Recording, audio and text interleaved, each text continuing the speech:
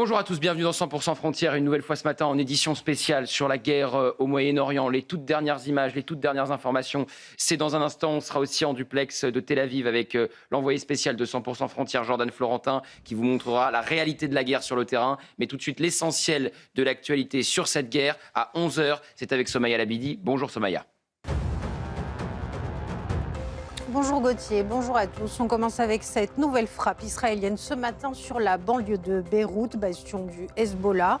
Une frappe à la suite d'une série de raids qui ont visé pour la première fois un quartier de la capitale proche du palais présidentiel, mais aussi des zones au sud, dont la ville de Baalbek, dans l'est du Liban. Les autorités font état de 11 morts.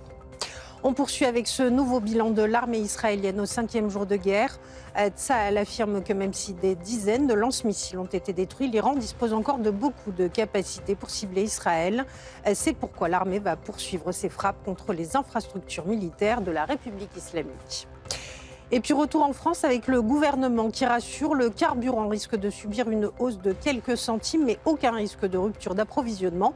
C'est ce qu'affirme ce matin la ministre déléguée à l'énergie et porte-parole du gouvernement, Maud Bréjon, qui toutefois tempère, précisant que pour la suite, cela dépendra de l'intensité du conflit au Moyen-Orient. Merci beaucoup Somaya, on fera un point avec vous sur l'essentiel de l'actualité de cette guerre dans une demi-heure. Autour de moi pour m'accompagner pour cette nouvelle édition spéciale, Michel Fayad. Bonjour Michel Fayad, Éric Tegner évidemment, nous sommes dans 100% Frontières.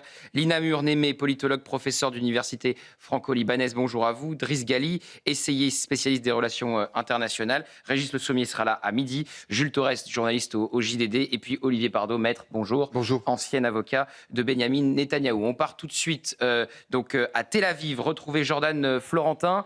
Jordan Florentin, on va voir vos reportages sur le terrain tout au long de cette émission de 100% Frontières, les immeubles qui ont été pris pour cible à Tel Aviv, ces missiles qui sont tombés tout au long de ces derniers jours sur la capitale israélienne, mais également sur Jérusalem.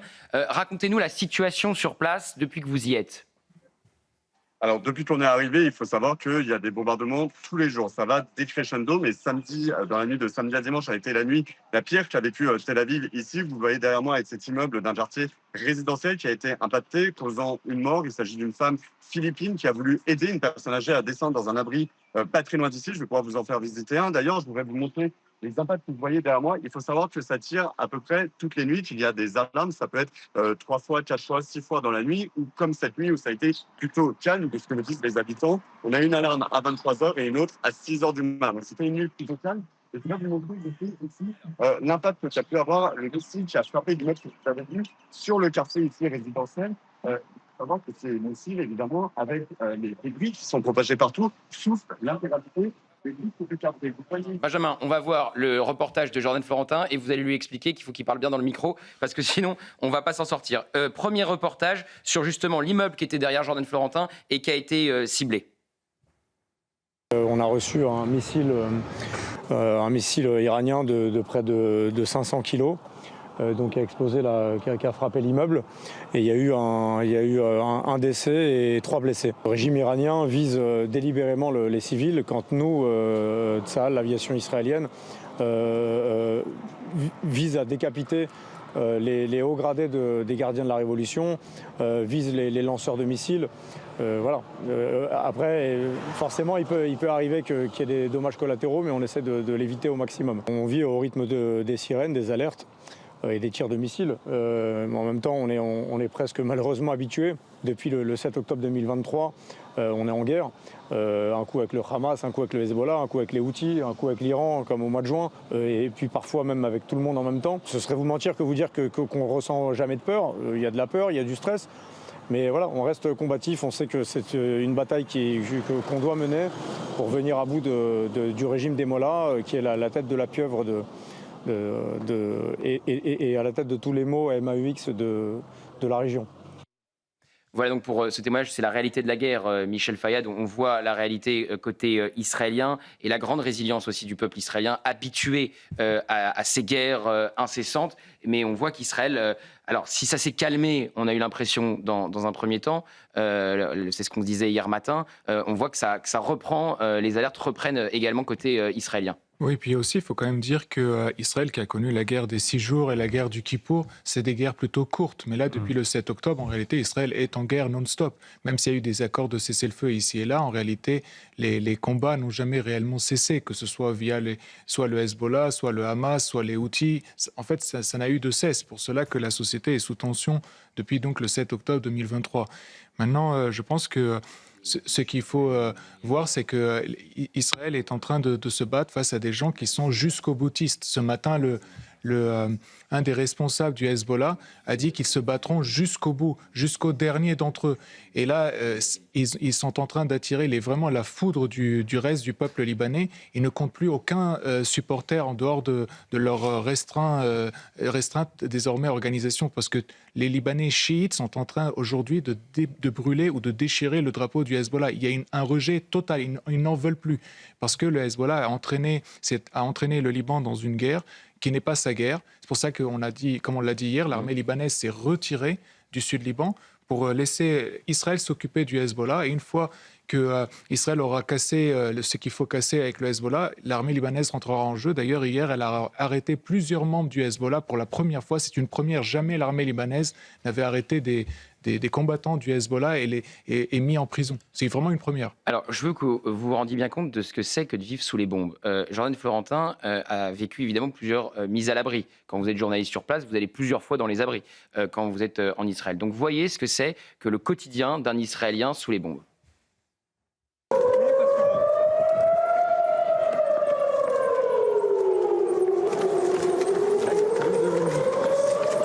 Donc là, tenez, on a une alerte comme ça, on était au niveau de la plage, on est obligé de courir, d'aller s'abriter dans le premier abri qu'on trouve. Voilà, exactement. Ouais. Là, il y en a un juste là. Ouais, c'est bizarre, on n'a pas été prévu. Mais oui, peut-être le Hezbollah. Parking. Là, c'est un ramad, là. C'est un Miklas, là.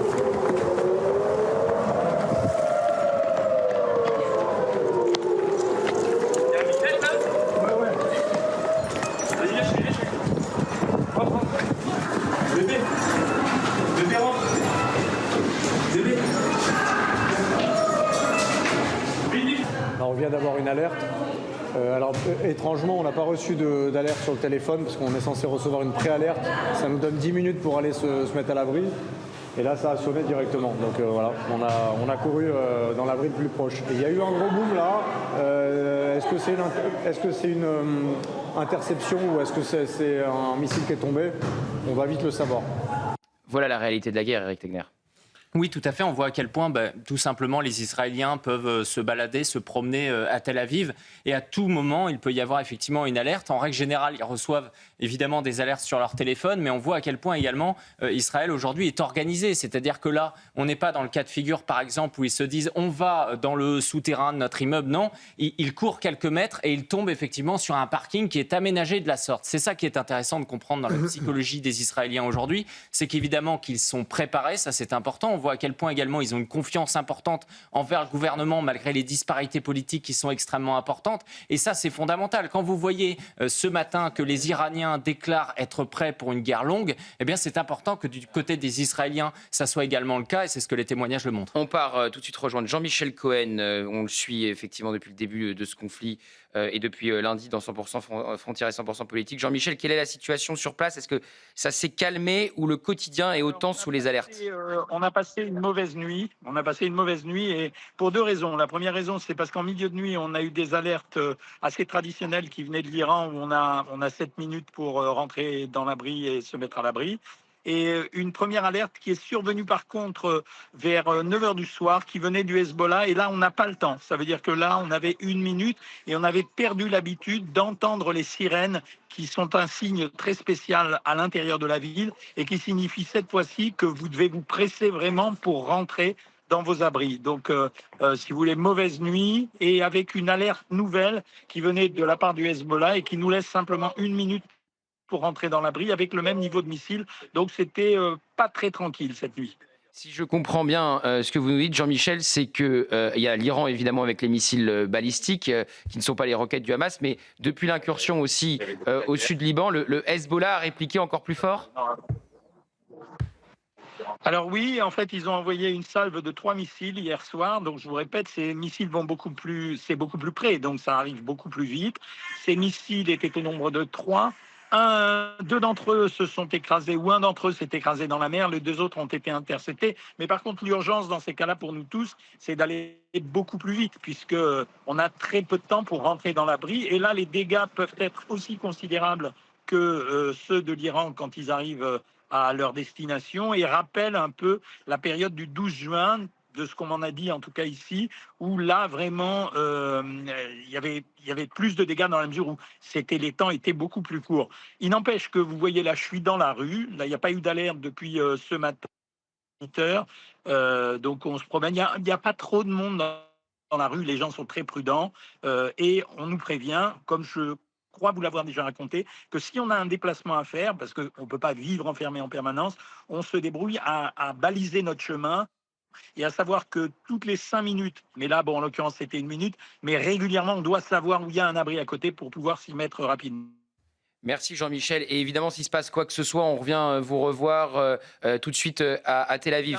Thibaut Marcheteau, notre envoyé spécial avec Fabrice Elsner. Thibaut, où est-ce que vous vous trouvez et quelle est la situation sur place pour vous et Fabrice ? Écoutez Gauthier, nous nous trouvons à Nazareth, dans une ville du nord d'Israël. Nous sommes en route pour cette frontière israélo-libanaise qui est harcelée par des bombardements depuis ce matin. On sait que ça a été une nuit très compliquée encore cette nuit en Israël, comme vient de l'expliquer votre invité. Mais eh bien, depuis ce matin, toutes les heures presque, eh bien, l'alarme sonne, les sirènes retentissent pour des tirs de drones, des tirs de roquettes. Également, le Hezbollah, on le sait, vise eh bien, des points stratégiques ici en Israël, avec des missiles. Mais voilà, on va sur cette zone pour vous montrer la situation. On y était hier. On peut vous dire qu'il y a très peu de monde. Pour l'instant, pas d'évacuation en tout cas. C'est d'ailleurs la priorité pour l'armée israélienne. Voilà pourquoi d'ailleurs elle se positionne sur cette frontière très sensible, avec des montagnes qui ont une vue dominante, des montagnes libanaises qui ont une vue dominante sur ces villages. C'est d'ailleurs l'une des principales raisons pour laquelle l'armée israélienne s'est positionnée sur ces montagnes côté libanais, pour protéger ces localités qui essuient de nombreux tirs. Et vous le comprenez bien, la proximité, elle est très très courte, et donc il y a très peu de temps pour se mettre aux abris. Il est très compliqué pour les habitants de ces localités donc de continuer une vie normale. Beaucoup vont aux abris très très fréquemment. Ce qu'on peut vous dire également, c'est que l'armée israélienne continue aussi son opération en essayant de neutraliser des lancements de roquettes et de drones au sud du Liban, mais également des points stratégiques du Hezbollah à Beyrouth. Beaucoup Thibaut Marcheteau et Fabrice Elsner. Maître Pardo, avocat de Benyamin Netanyahou en plateau. Maître, on voit la résilience du peuple israélien, cette guerre qui est menée sur plusieurs fronts face au Hezbollah. On était hier sur l'incursion des soldats de Tsahal dans le sud Liban, le Hezbollah qui affirme avoir visé le centre d'Israël, et puis évidemment les missiles balistiques iraniens, les drones iraniens. Oui, résilience et également hypersensibilité, parce que le peuple israélien est un peuple affectif. Et tout ce qui se dit ici en Occident est un signe qui leur est donné. Et dès qu'il y a une critique, ils le ressentent extraordinairement vivement. Et aujourd'hui, il y a une détermination totale du peuple israélien. Aucune voix discordante en dehors de quelques partis arabes, mais ils sont largement minoritaires. Aucune voix discordante. Aucune contestation de la nécessité de cette guerre qui est une guerre matrice. C'est l'ultime bataille. Pour un proche de Netanyahou me disait « Nous sommes en 1945 ». Ce qui signifie en clair qu'aujourd'hui, c'est la guerre de libération. C'est la guerre de libération du peuple iranien, mais c'est également la guerre de libération pour avoir une paix durable et une reconstruction réelle du Proche-Orient. Gali, votre regard sur ce conflit, alors qu'on voit qu'il y a plusieurs fronts, encore une fois, le Hezbollah qui attaque Israël, donc Israël qui entre au sud Liban, le Hezbollah qui réplique, évidemment cette guerre qui a été déclenchée avec l'Iran, qui était en passe d'avoir l'arme nucléaire et qui a des missiles balistiques très puissants. Trump a même dit qu'ils étaient capables d'atteindre l'Europe, que ce soit la Grèce, Chypre, etc. Quel est votre regard ? Bon, c'était le bon moment pour faire la guerre, puisque l'Iran est très affaibli, n'arrive plus à financer, à réarmer ses proxys. Ça coûte très cher. D'ailleurs, la chute de Bachar el-Assad est due notamment à l'affaiblissement de l'Iran, qui n'a pas pu le réarmer, lui donner des munitions et de l'argent. Ça coûte très cher le maintien de ces proxys. Tout le couloir qu'ils ont appelé l'axe de la résistance, qui va passer par l'Irak, la Syrie jusqu'au sud Liban. Maintenant, moi je suis un peu plus pessimiste sur le futur du Proche-Orient. Le retour de l'Iran dans la communauté des nations avec des gens sérieux, progressistes dans le bon sens du terme, c'est bien. Mais il demeurera une opinion publique arabe qui est quand même traversée par l'anti-américanisme et une opposition à Israël. C'est-à-dire que l'Iran, d'accord, mais il y a aussi l'Arabie Saoudite, vous avez l'Irak, vous avez l'Égypte, qui même après avoir signé Camp David en 1978, il y a encore les frères musulmans. Je veux dire par là, c'est que le futur du Proche-Orient, c'est malheureux de dire ça, mais de le constater, n'est pas d'une concorde, malheureusement. Il y aura toujours une tension. Mais évidemment, un Proche-Orient sans l'Iran des mollahs est un Proche-Orient beaucoup plus intéressant, puisqu'on vit depuis 50 ans maintenant avec le monde perse qui s'est retiré de la gestion du Moyen-Orient et qui s'est barricadé derrière une logique un peu folle. Lina Mur-Némé. Oui, il faut dire que, contrairement à ce que vous venez de dire, il peut y avoir de bonnes relations entre voisins, évidemment, si l'Iran ne se mêle pas. Ça, c'est ce qui le prouve, c'est ce qui est arrivé en 1982 quand les Israéliens sont entrés au Liban. La population était... Tout le pays était en liesse. Même ceux qui étaient dans les abris, j'avais demandé à l'époque à ma mère, je lui ai dit, nos amis musulmans ne nous en veulent pas. Parce que c'est connu que c'est surtout les chrétiens qui en profitent, c'était eux qui étaient en voie d'être exterminés. Elle m'a dit non, au contraire, ils sont contents, ils sont dans les abris et ils sont contents. Maintenant, qu'est-ce qui a changé tout ça? C'est que cette année-là, l'Iran a envoyé 1000 ou 1500 Pasdaran. Khomeini avait envoyé 1000 ou 1500. La milice qui massacre la population civile. civile. C'est les gardiens de la révolution. Voilà. Oui. Et il les a envoyés pour créer un parti sur la base déjà d'un mouvement financé par l'Irak et l'Iran, surtout par l'Irak à l'époque, par les islamistes irakiens, Sadr, Mohamed Baqir Sadr, qui avait formé à Baalbek une hawza, c'est-à-dire un séminaire islamique chiite, dont les étudiants étaient financés pour les encourager à venir. Et ça enseignait les idées qui sont devenues celles du Hezbollah. Et c'est là que les premiers du Hezbollah ont fait leur classe. Mais jamais ces gens-là n'auraient gagné s'il n'y avait pas de l'argent, des distributions de vivres. Même jusqu'à maintenant, il y a un chiite qui me disait on vient de refuser 2 caisses de vivres. C'est les caisses qui nous ont tués. Il m'a dit, c'est les caisses qui nous ont tués. Parce que d'autre part, les Israéliens, au lieu de profiter de cette amitié, quand une famille, quand quelqu'un était soupçonné ou connu comme terroriste, il détruisait sa maison au bulldozer. Et vous savez que ça crée des sentiments hostiles chez les voisins. Enfin, voir une maison démolie, voir des gens sans abri. Et puis la destruction des jardins, voilà une famille qui va avoir faim pendant 5 ans. Donc ça montait les gens contre eux. Au contraire, le Hezbollah, et puis c'est la même chose du côté palestinien, avec l'autorité palestinienne, ils vous apportent des vivres, ils vous font des sourires, ils passent dans la rue, qui a une fenêtre détruite pour qu'on la lui répare, qui a des dégâts pour qu'on les leur répare gratuitement. Ils font des services médicaux, ils font des services scolaires, et ils font des mouvements de jeunesse, beaucoup de propagande et la terreur en même temps. Donc vous avez tout ça, ça vous retourne une population. Moi, mon conseil aux Israéliens serait de miser sur l'amitié de la population plutôt que sur la terreur. Et Michel Fayad, puisque vous parlez de la population libanaise, aujourd'hui, elle est très grandement hostile au Hezbollah. Elle est devenue quasiment à 90% hostile au Hezbollah, et y compris la communauté chiite, dans sa grande majorité. C'est ça la nouveauté, c'est-à-dire que les chiites aujourd'hui, non seulement sont majoritairement contre le Hezbollah, mais le disent ouvertement. Et comme je le disais tout à l'heure, brûlent et déchirent ce drapeau du Hezbollah. Ils n'en veulent plus parce que le Hezbollah les a entraînés dans une guerre en faveur du Hamas après le 7 octobre 2023. Et maintenant, depuis 2 jours, ils les ont entraînés dans une guerre contre la République islamique d'Iran. c'est pas leur guerre. Ce n'est pas c'est pas la guerre ni des chiites ni du Liban en général. Donc en fait, et c'est rejeté. Il faut quand même savoir une chose, c'est qu'il y a eu un accord de paix entre Israël et le Liban. C'était le 17 mai 1983. Cet accord avait été validé par le gouvernement israélien, par le Parlement israélien, par le gouvernement libanais, par le Parlement libanais, c'est-à-dire chrétiens et musulmans libanais, tous ensemble. Ça a été abrogé illégalement par le président de la République libanaise. Et là, c'est là où la France... Sous les pressions. Sous la pression syrienne, américaine, etc. Et c'est pour cela qu'aujourd'hui, si la France pouvait faire quelque chose, puisqu'on veut parler du rôle de la France, c'est mettre la pression sur le Liban pour que l'accord qui a été validé par le Parlement libanais et par le gouvernement libanais et abrogé illégalement soit restitué en plein droit. Michel, comment vous avez jugé hier la prestation d'Emmanuel Macron à 20h, quand il parle de droit international, quand il dit que donc Israël et les États-Unis n'ont pas respecté le droit international. Je ne sais pas si les mollahs respectaient le droit international, quand il condamne l'incursion au sud Liban d'Israël et une opération plus importante qui pourrait avoir lieu. Comment vous avez jugé la prestation du président de la République qui semblait ne pas se souvenir aussi qu'une base française avait été bombardée par les Iraniens aux Émirats arabes unis? Ok, on va parler de droit international. Au Liban, il y a des résolutions, la résolution 1559 de l'ONU et la résolution 1701 de l'ONU. Elles sont très claires. Désarmement complet de toutes les milices présentes sur le sol libanais, palestiniennes et non palestiniennes, c'est-à-dire Hezbollah compris. Est-ce que ces résolutions de l'ONU, est-ce que ce droit international est appliqué, oui ou non?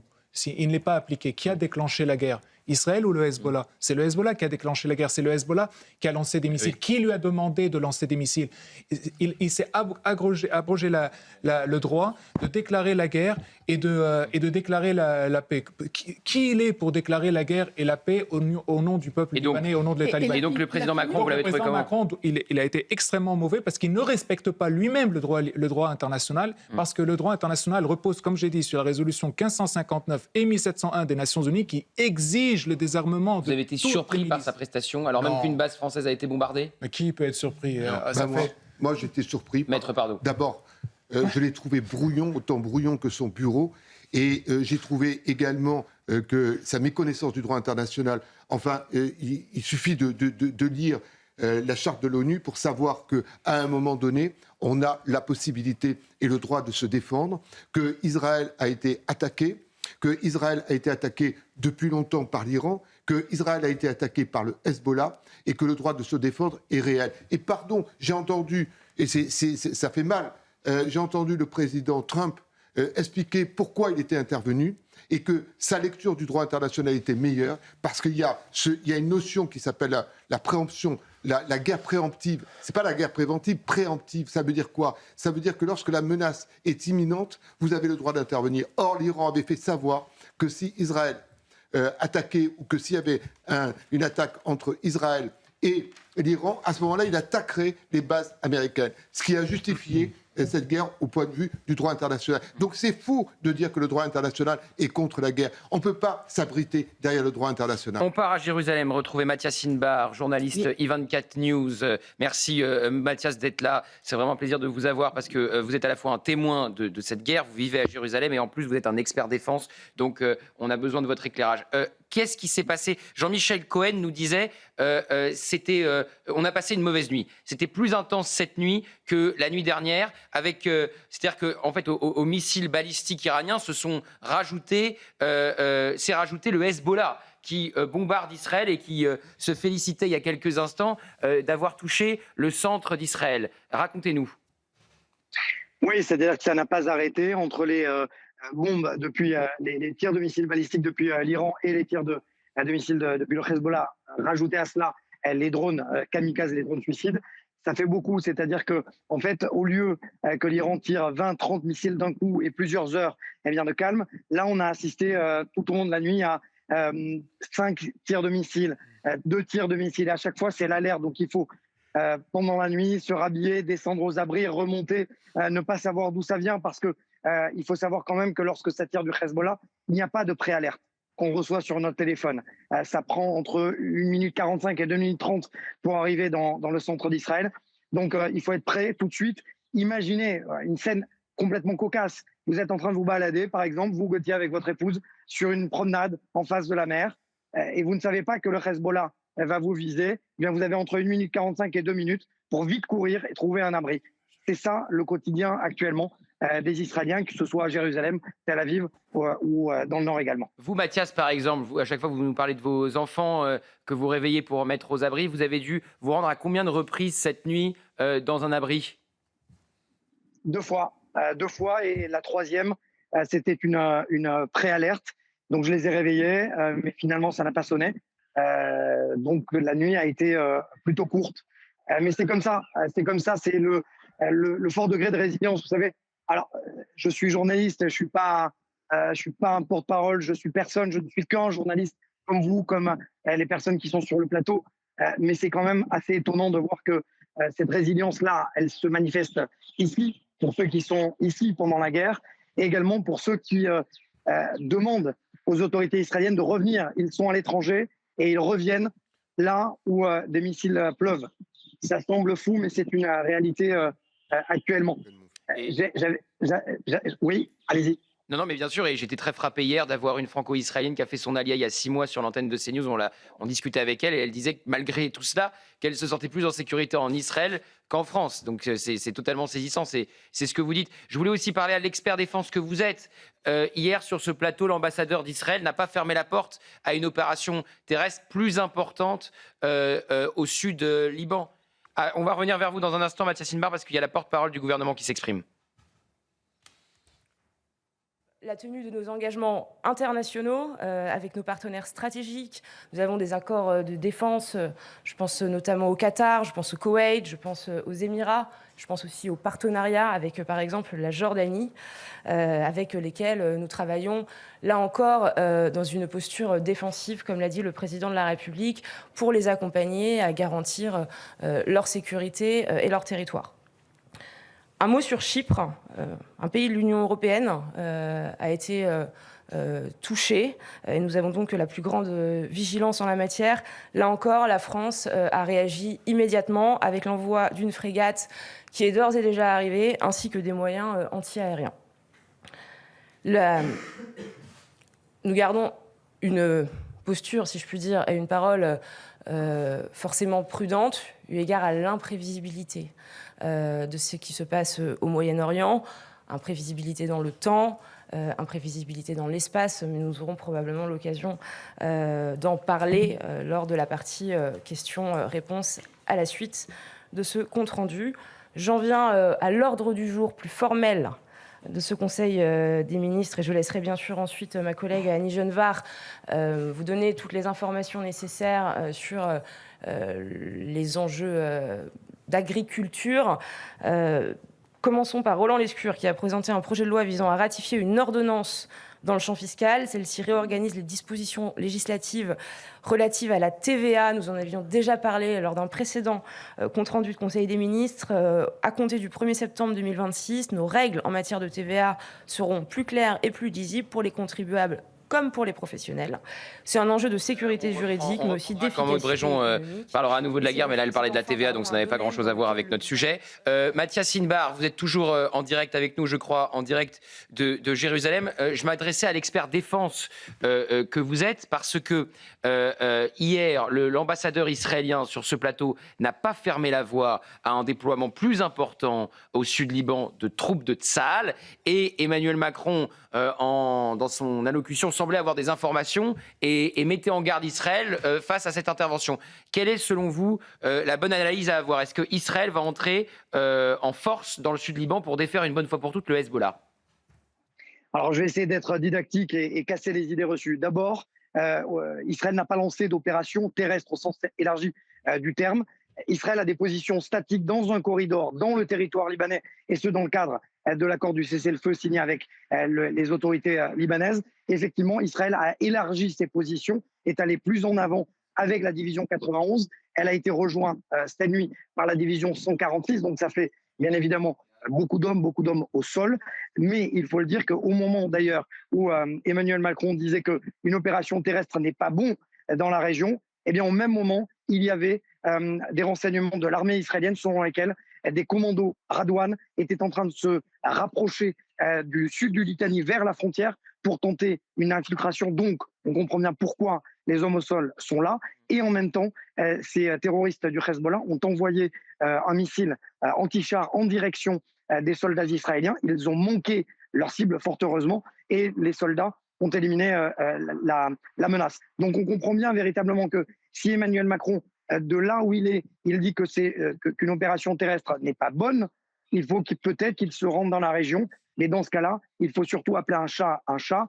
J'en parle souvent hors antenne avec Michel Fayad. À partir du moment où on n'est pas capable de dire que le Hezbollah est une organisation terroriste, notamment lorsque le président s'était rendu après l'explosion du port de Beyrouth sur place, il n'avait pas mentionné la responsabilité du Hezbollah, il n'avait même pas prononcé le mot de Hezbollah.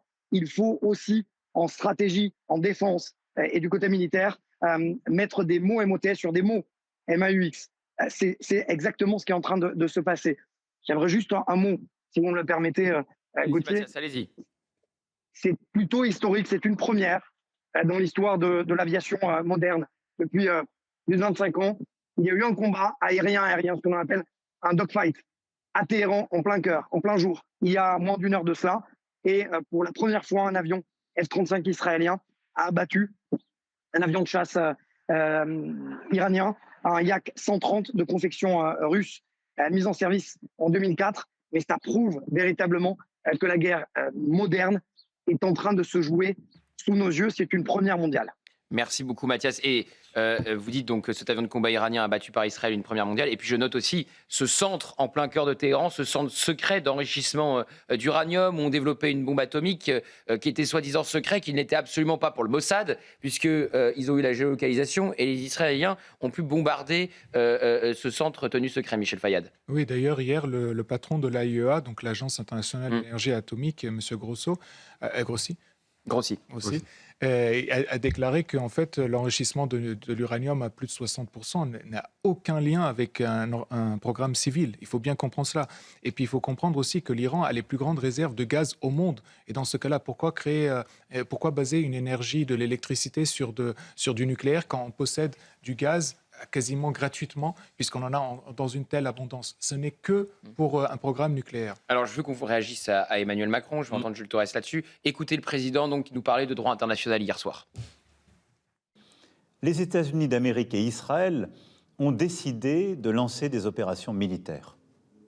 Elles ont été conduites en dehors du droit international, ce que nous ne pouvons pas approuver. Il reste que l'histoire ne pleure jamais les bourreaux de leur peuple, et aucun ne sera regretté. Une nouvelle situation est en train d'apparaître. Les frappes devraient continuer dans les prochains jours pour affaiblir l'Iran et détruire ses capacités de riposte. Jules Torres, donc on voit à la fois, il dit qu'Israël et les États-Unis n'ont pas respecté le droit international, et puis il condamnerait une future opération terrestre d'envergure dans le sud Liban. Et hier, ce qui m'a vraiment frappé, c'est que j'avais le sentiment que le président français n'avait pas pris conscience que nous-mêmes, nous avons été une cible de l'Iran, avec cette base navale ciblée aux Émirats arabes unis. Ce que dit hier le président de la République, c'est ce qu'il dit finalement depuis samedi, c'est-à-dire que nous sommes en guerre, mais nous sommes spectateurs de cette guerre. Et c'est vrai qu'Emmanuel Macron a fait un cadrage extrêmement macronien qu'il fait depuis 2017, c'est-à-dire le oui mais. L'ayatollah Khomeini était un grand bourreau qui a martyrisé son peuple, qui a fait 30 000 morts en 2 jours il y a à peine un mois et demi, mais il n'a pas respecté le droit international, il a bafoué le droit international. C'est un petit peu la rhétorique que l'on retrouvait, souvenez-vous, lors de la capture de Nicolas Maduro au Venezuela. C'était un tyran sanguinaire qui a martyrisé son peuple, qui a envoyé les chars d'assaut sur son propre peuple. Mais Donald Trump n'a pas respecté le droit international. C'est vrai qu'Emmanuel Macron semble un petit peu en décalage par rapport à la réalité, en tout cas la réalité diplomatique et géopolitique. Et c'est vrai que quand on entendait Joshua Zarka hier, on comprenait qu'il avait envie de critiquer le président de la République, mais qu'il ne pouvait pas, évidemment.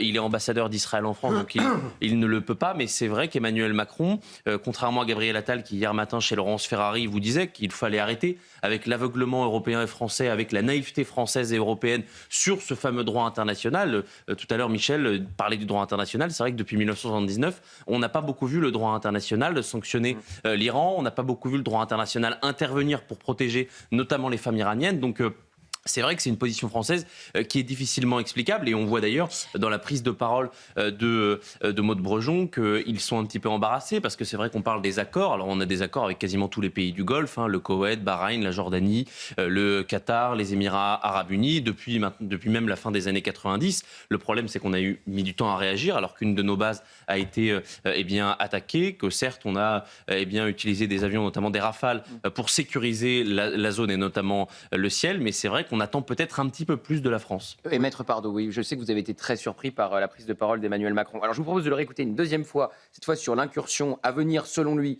au sud du Liban d'Israël, qui serait plus forte que celle d'hier. Écoutez le président, parce qu'il condamne, en fait, il a la condamnation préventive, avant même que ça se produise.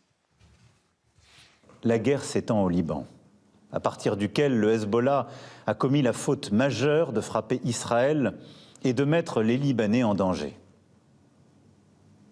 Israël serait en train de décider une opération terrestre. Ce serait là aussi une escalade dangereuse et une erreur stratégique. Le Hezbollah doit impérativement cesser toute frappe.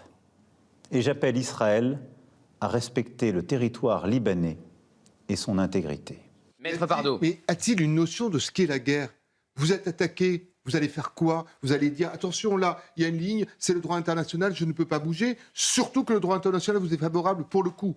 Vous êtes attaqué, vous êtes en légitime défense, c'est reconnu par la Charte des Nations Unies. Que veut-il? Que veut-il? Est-ce qu'il veut qu'Israël soit comme ça, victime, et qu'il ne dise rien en allant faire des procès à l'ONU, l'ONU qui le condamne systématiquement? Je vous donne un seul exemple. Benjamin Netanyahou est victime d'un mandat d'arrêt que nous sommes en train de faire tomber de la Cour pénale internationale. Croyez-vous qu'il y a un mandat d'arrêt, qu'il y avait un mandat d'arrêt contre Feu Khamenei? Jamais. Aucun. C'est-à-dire que le terroriste d'un côté, l'assassin de son peuple, lui n'a pas de mandat d'arrêt, et que celui qui défend son pays, son peuple, et qui est élu, et qui est démocrate, et qui passe sa vie entre faire la guerre et aller au tribunal parce qu'il est jugé en Israël, lui, il a un mandat d'arrêt. Vous voyez ce deux poids, deux mesures. Pour nous, pour les Israéliens, c'est une douleur, la position de la France, parce que nous sommes attachés à la France. Maître, pardon, on réécoute Maud Brejon sur la situation internationale. En revanche, je vous confirme que, en plus des vols déjà annoncés par le président de la République hier et confirmés ce matin par mon collègue Jean-Noël Barrot, d'autres vols adviendront aujourd'hui et dans les jours à venir. Autre question, est-ce que vous avez des précisions sur ce qu'a proposé le président en vue de débloquer, entre guillemets, le détroit d'Ormuz, canal de Suez? Est-ce que l'initiative qu'il a lancée hier a reçu des soutiens? Est-ce que des pays viennent en appui?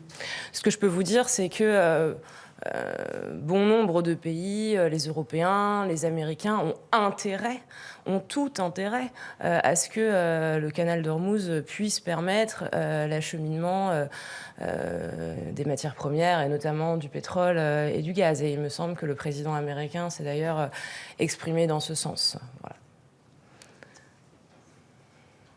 Bonjour, Victoria Coussa, France Inter. Une question sur justement les conséquences du blocage pour vous, Maud Brejon, du détroit d'Ormuz. À quoi doit-on s'attendre à la pompe? Et que répondez-vous à Marine Le Pen qui demande justement de faire l'impasse sur les taxes sur l'énergie pour diminuer la facture des Français? Je vais répondre plusieurs choses. D'abord, il est bien trop tôt pour tirer des conclusions absolues et définitives de la situation. Tout ça dépend de ce qu'il se passera dans les prochains jours et notre capacité à débloquer le détroit est absolument déterminante. C'est pour ça que le président de la République a mis toute cette énergie à structurer cette initiative et c'est pour ça qu'il va continuer à le faire dans les prochains jours parce que de notre capacité collective, ça ne concerne pas uniquement la France, à procéder à ce déblocage dépend notamment le prix à la pompe pour parler du pétrole. Je vais redire ce qu'on a déjà dit, à savoir qu'il n'y a pas de risque de rupture d'approvisionnement, que ce soit pour le pétrole, pour le gaz et a fortiori pour l'électricité, mais ça vous le savez, nous ne sommes absolument pas dans la situation de 2022, parce que nous avons des stocks, parce que nous avons des terminaux, parce que nous avons diversifié nos capacités d'approvisionnement et parce que, et là je parle du prix tant de l'électricité que du gaz, le nucléaire tourne à plein, ce qui n'était pas le cas en 2022. Quant à la question de ce qui va se passer dans les semaines à venir, je pense qu'il faut que tous les responsables politiques aient l'humilité aujourd'hui d'avancer avec prudence. Nous serons extrêmement attentifs à l'évolution des prix, parce que nous savons, et je sais pertinemment à quel point c'est une attention, c'est une inquiétude centrale pour beaucoup de Français. C'est une inquiétude que l'on entend, et donc c'est évidemment une priorité absolue pour le gouvernement. Pour autant, les demandes formulées par Mme Le Pen et M. Bardella, je pense notamment à un passage de la TVA à 5% pour l'ensemble des produits énergétiques, est complètement disproportionné au regard de la situation telle que c'est aujourd'hui. Je rappelle que c'est une mesure qui coûte 17 milliards d'euros.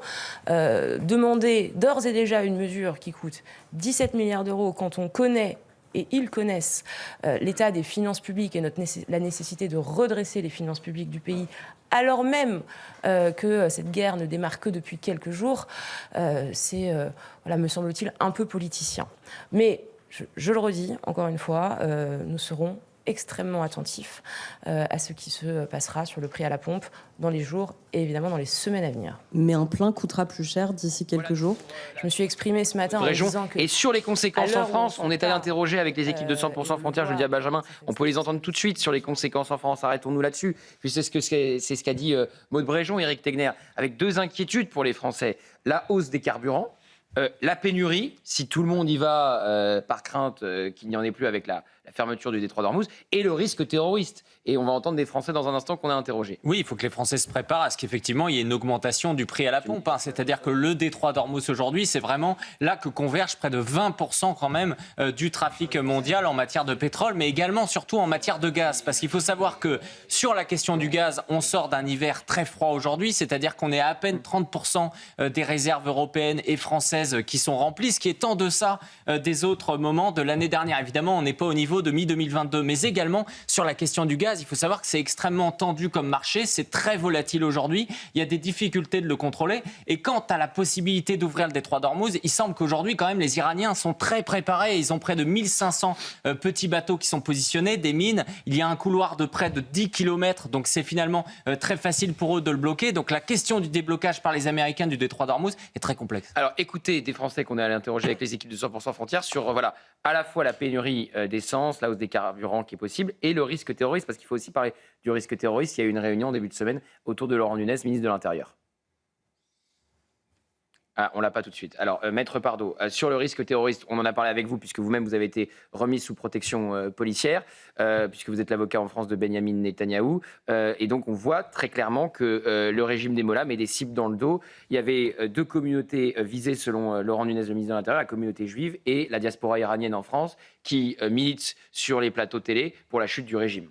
Oui, et c'est une arme de l'Iran. C'est-à-dire que l'Iran a ses armes avec ses missiles balistiques, a ses proxys et a le terrorisme. Et le terrorisme, ça nous touche, nous, personnellement.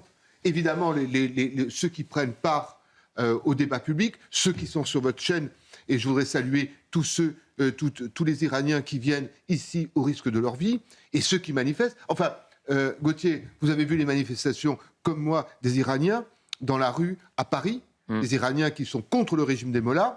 Ils crient leur soutien à Trump et à Netanyahou. Imaginez l'excitation que ça peut créer chez les hier, Mollahs. Sarah Safari nous disait ils savent tout. Ils ont des infiltrés, ils savent nos vies personnelles, où on habite, etc. Ils sont au courant de tout. Et dimanche, il y avait des manifestants pro-Mollah également, près d'une centaine, qui se baladaient dans les rues de Paris sans aucun problème devant les caméras, avec des affiches. Je ne veux pas remonter trop loin, mais Chapeau Bakhtia, quand il a été assassiné, il y avait des indications extrêmement précises. Aujourd'hui, la force du terrorisme iranien, cette force du terrorisme iranien, c'est le renseignement. C'est-à-dire, ils connaissent tout, ils regardent tout, ils savent qui sont leurs ennemis, ils savent qui sont leurs adversaires, et ils savent qui sont les cibles. Et pardon de le dire, parce que c'est pas positif, mais au fur et à mesure que la guerre va être perdue par l'Iran, car elle va être perdue, à ce moment-là, vous allez avoir un déchaînement. Comme ils ont attaqué les bases, ils attaqueront aussi en Occident les personnes, les personnalités, et peut-être d'autres, qui sont ceux qui ont le courage de leurs opinions. J'espère qu'ils épargneront les journalistes. Alors, écoutez justement ces Français qui s'inquiètent face au risque terroriste et à la hausse des carburants. Tout va augmenter à cause du transport, de l'essence, Du diesel et même du gaz, d'après ce que j'ai entendu. Moi, en tant que taxi, j'ai plutôt peur en fait d'une hausse des prix. La pénurie, ce serait quand même beaucoup plus catastrophique. Donc c'est vrai qu'une hausse rien que de 10 à 15%, ouais, ça pourrait avoir une influence directe en fait. Moi, en tant que professionnel, sur mon chiffre d'affaires. La guerre vient de commencer. Pourquoi, par exemple, ce prix-là augmenterait? Il n'y a aucune raison. On travaille sur les stocks existants. Mais vous savez, cher monsieur, c'est pas nouveau. En France, à peine qu'il y a quelque chose quelque part, la France, ça flambe. Voilà, c'est tout. On augmente d'office. Par contre, pour baisser les prix, je n'en parle pas là. Il faut mettre des mois et des mois. C'est tout. Là, c'est le business de la France, ça. Voilà. Et comme on dépend du jour des autres, vous savez que la France, elle a beaucoup de richesses. Elle a du pétrole, elle a de l'intelligence, elle a tout ce qu'il faut. Mais on n'a pas les bons dirigeants. Donc on est en train de faire couler le pays, c'est tout.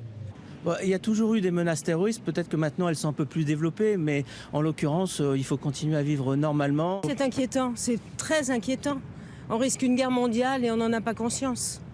Bien sûr que c'est inquiétant. Donc pour vous, la France devrait sortir du conflit, ne pas plus s'engager? Absolument. Macron, il fait que des conneries. Voilà ce que j'ai à dire. La menace, on l'a toujours eue, on est toujours en menace, on a eu des attentats, on en aura toujours. On a fait entrer la terre entière d'islamistes en France, donc forcément, on a ce qu'on mérite, donc des menaces d'attentats.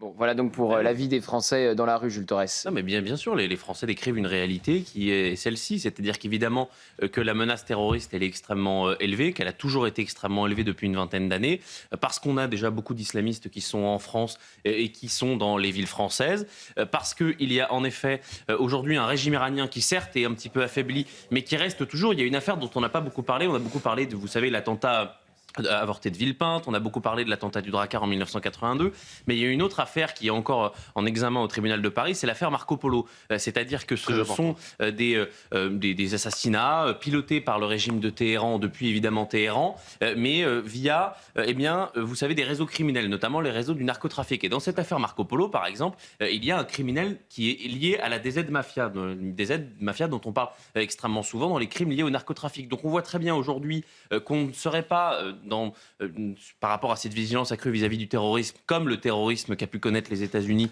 ou la France dans les années 2010, c'est-à-dire des grandes stratégies, des grandes opérations avec un certain nombre de personnes. Mais là, on serait plutôt sur des actions opportunistes, pilotées avec d'une personne à une autre, avec une action extrêmement violente qui pourrait arriver en France. Donc voilà aujourd'hui la réalité de cette menace qui existe évidemment. On disait hier qu'il y avait entre 5 et 10 000 personnes qui étaient suivies pour radicalisation. Ça ne veut pas dire qu'il y a seulement 5 à 10 000 personnes qui sont radicalisées. Il y en a sans doute beaucoup plus.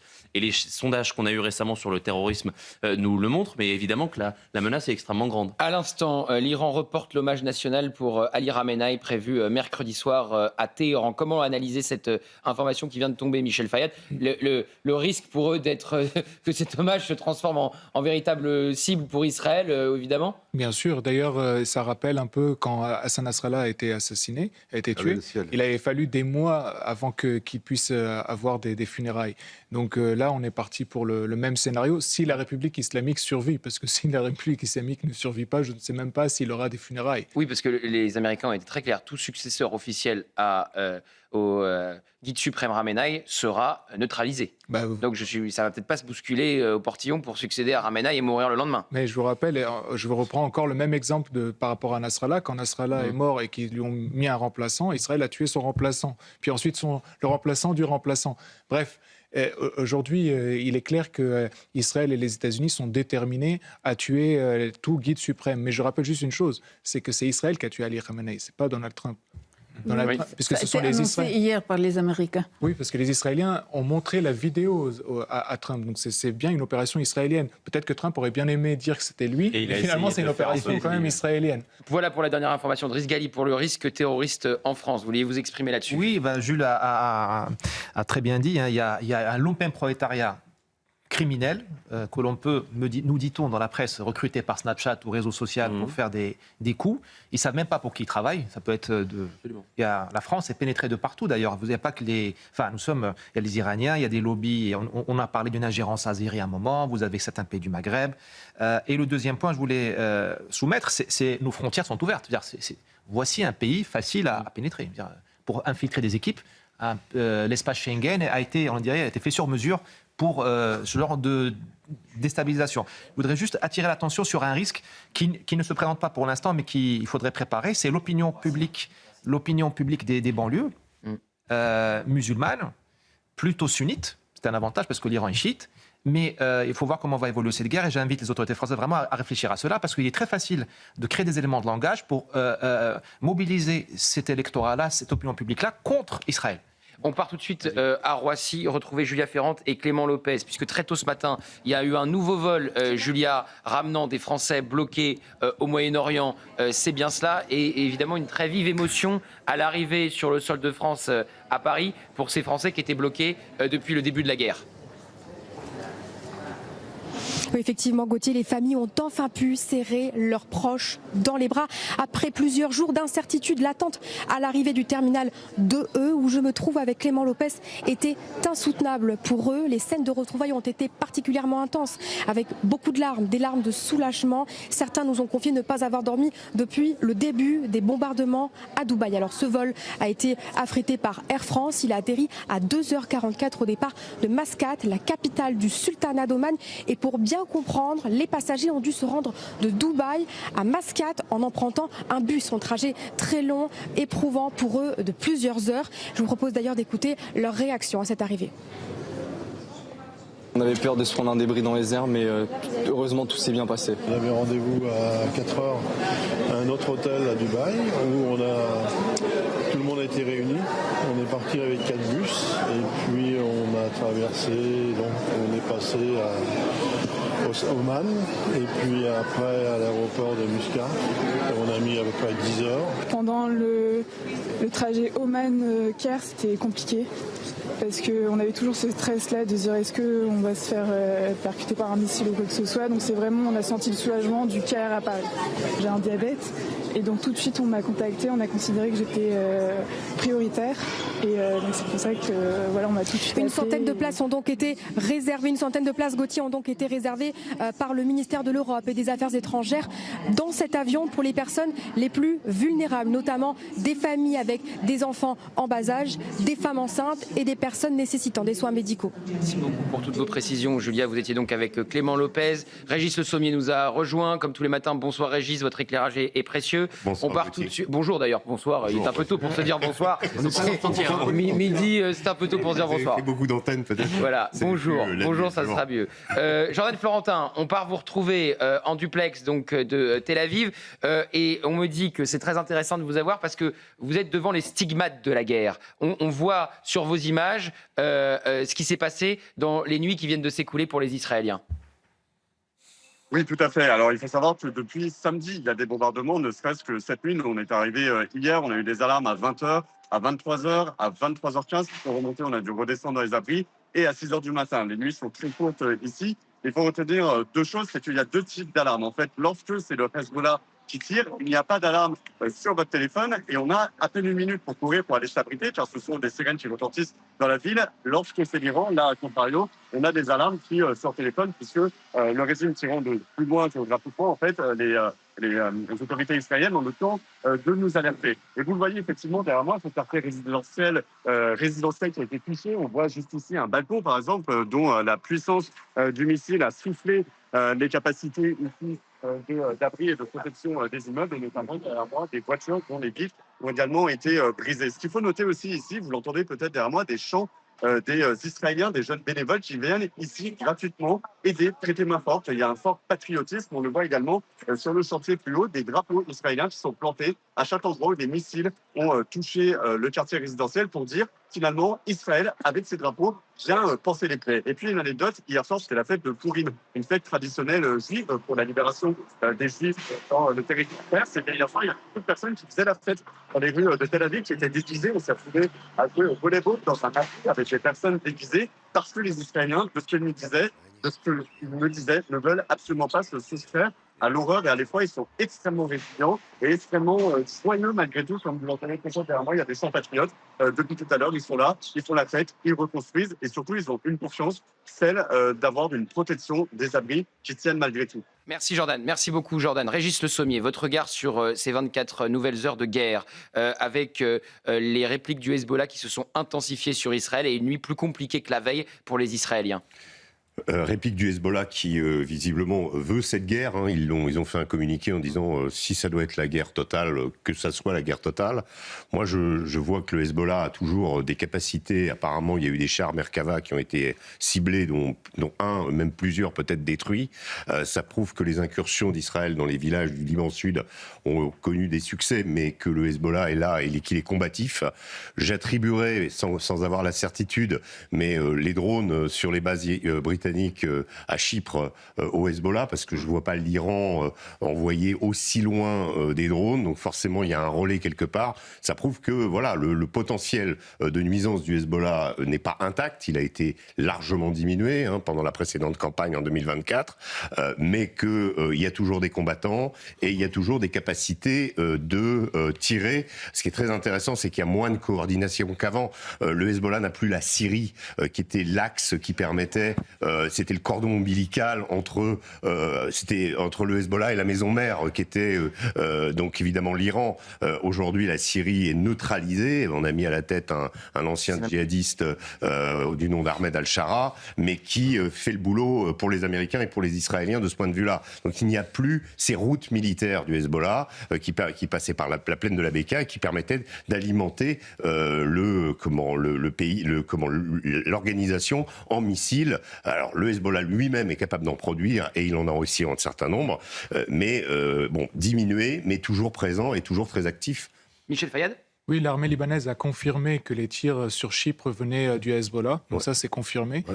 Et il y a aussi autre chose, c'est que depuis la nuit dernière, donc l'armée syrienne, donc de Joulani, Ahmad el-Shara, s'est déployée à la frontière syro-libanaise et il y a une grande crainte dans la population libanaise que Joulani, lui, fasse rentrer l'armée syrienne au Liban et qu'il y ait un autre conflit dans le conflit, vous voyez. Oui. Et parce que la plus grande crainte pour les Libanais, c'est bien l'invasion du Liban par la Syrie. Parce que autant les Libanais sont très contents qu'Israël vienne les débarrasser du Hezbollah, mais par contre que Joulani rentre au Liban, c'est la plus grande crainte pour tous les Libanais. Et Joulani, lui, il a le soutien de l'Arabie Saoudite, des Émirats Arabes Unis, du Qatar, de la Turquie. Et donc, il a beaucoup d'argent il y a beaucoup de gens qui sont prêts à lui donner de l'argent pour accomplir cette mission. Et donc, c'est aujourd'hui la plus grande crainte qu'il y a au Liban. Et si ça se passait, le Hezbollah, dans la précédente guerre, avait aidé l'armée libanaise à endiguer la pression des takfiris, enfin des radicaux sunnites venant de Syrie. De Joulani. Et de Joulani, qui était à l'époque proche d'Al-Qaïda. Voilà. Et Régis, vous nous avez rejoint à l'instant. Ça m'intéresse d'avoir votre regard sur la prestation d'Emmanuel Macron hier, sur le droit international, sur la condamnation préventive des Israéliens s'ils entrent en nombre dans le sud du Liban. Qu'est-ce que vous en avez pensé ? Écoutez, Emmanuel Macron suit une ligne toujours fluctuante depuis le début de ce conflit, même depuis le début le 7 octobre. Il a eu, au départ, il avait proposé un plan, donc je crois que ça lui avait été soufflé à l'oreille, mais il avait proposé d'attribuer l'opération, de redispatcher l'opération Chamal de façon de lutte contre Al-Qaïda, contre Daesh, contre le Hamas. Donc ça avait été un quelque chose d'incroyable. Ensuite, il a donné des gages plutôt aux Palestiniens et il n'a cessé de louvoyer. C'est ça le problème. En imaginant qu'il pouvait réitérer la politique, on va dire, gaulienne française de tradition médiatrice, en fait, il a tenté de faire plaisir aux uns et de faire plaisir aux autres et il s'est affranchi tout le monde. Et je crois que malheureusement, il n'y a pas de visibilité dans ce qu'il dit. Et il essaye, là on sent, de reprendre pied dans le conflit, d'essayer au niveau international d'à nouveau peser, que la voix de la France se fasse entendre. Malheureusement, quand cette guerre s'est déclenchée, il l'a avoué lui-même, il n'a même pas été prévenu. Donc, mais il est en retrait par rapport à ce qui s'est passé pendant la guerre des 12 jours. Parce et à l'instant, 12 jours, il est intervenu. Et à l'instant, les Émirats et le Qatar, affirment avoir intercepté plusieurs missiles et drones. Les Émirats Arabes Unis et le Qatar ont annoncé mercredi avoir intercepté plusieurs missiles et drones lancés par l'Iran, qui poursuit ses attaques de représailles contre les pays du Golfe pour le 5e jour consécutif. Donc on voit évidemment que le Moyen-Orient s'embrase et que l'Iran continue de cibler les Émirats Arabes Unis et le Qatar. Vous allez dire un mot et plus, même Régis, mais après le journal de Somaya Labidi. Emmanuel Macron convoque dès ce soir un nouveau conseil de défense. C'est ce que vient d'indiquer la porte-parole du gouvernement, Maud Bréjon, qui ajoute que 35 000 ressortissants sont désormais inscrits pour un rapatriement vers Paris et qui précise que la France, qui travaille dans une posture défensive, préfère garder une parole prudente concernant le conflit au Moyen-Orient. Pendant ce temps, pas de capitulation. Vu la République islamique persister, signe hors de question de négocier avec les États-Unis. L'Iran se dit prêt à poursuivre la guerre autant de temps qu'il le faudra. Déclaration ce matin du principal conseiller du défunt guide suprême Ali Khamenei. Et au 5e jour de guerre, nouvelle frappe israélienne ce matin sur la banlieue sud de Beyrouth, bastion du Hezbollah. Une frappe à la suite d'une série de raids qui ont visé pour la première fois un quartier de la capitale proche du palais présidentiel, mais aussi des zones au sud, dont la ville de Baalbek, dans l'est du Liban. Les autorités font état de 11 morts et désormais Tsahal est entré sur le sol libanais à 6 km de la frontière. Merci beaucoup Somaya, on vous retrouvera très vite pour un nouveau point sur l'actualité de cette guerre. Je le disais donc juste avant votre journal, les Émirats et le Qatar affirment avoir intercepté plusieurs missiles et drones iraniens et vous vouliez analyser cette information, Régis. Oui, parce que c'est le talon d'Achille de toute cette opération.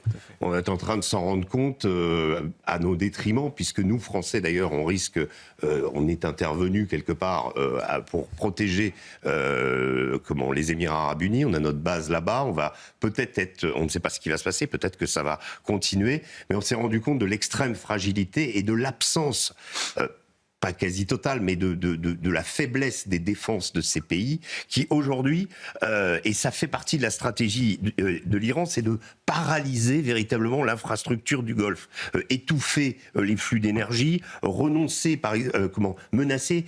Vous regardez le Qatar a une énorme usine de dessalement. Il suffit qu'un missile arrive sur cette usine, il n'y a plus d'eau potable au Qatar. En fait, fermer toutes les importations, énergie, aliments, etc., et pousser finalement l'Arabie Saoudite, le Qatar, les Émirats, Bahreïn dans des crises véritablement existentielles. Et c'est là où je pense que ces pays-là peuvent demander à Donald Trump d'intervenir au sol. C'est-à-dire que autant Israël, on va dire, quelque part, il y a eu une poussée de la part de Benjamin Netanyahou pour intervenir, on va dire, essayer de conjurer cette menace. Aujourd'hui, si l'Iran continue à frapper ces pays, parce qu'il faut voir que ces pays sont frappés par des centaines de drones qui coûtent au bas mot 20 à 30 000 euros. Les systèmes d'interception, eux, un système THAAD ou un système Patriot, c'est 4 millions de dollars. Donc, et il y aura de moins en moins de ces systèmes. Ça, c'est très intéressant ce que vous dites. Donc, vous dites que les pays du Golfe peuvent pousser les États-Unis à des troupes au sol en Iran. À mon avis, oui, parce que c'est toute l'infrastructure, on va dire. Ces pays-là ont bâti leur réputation sur le calme.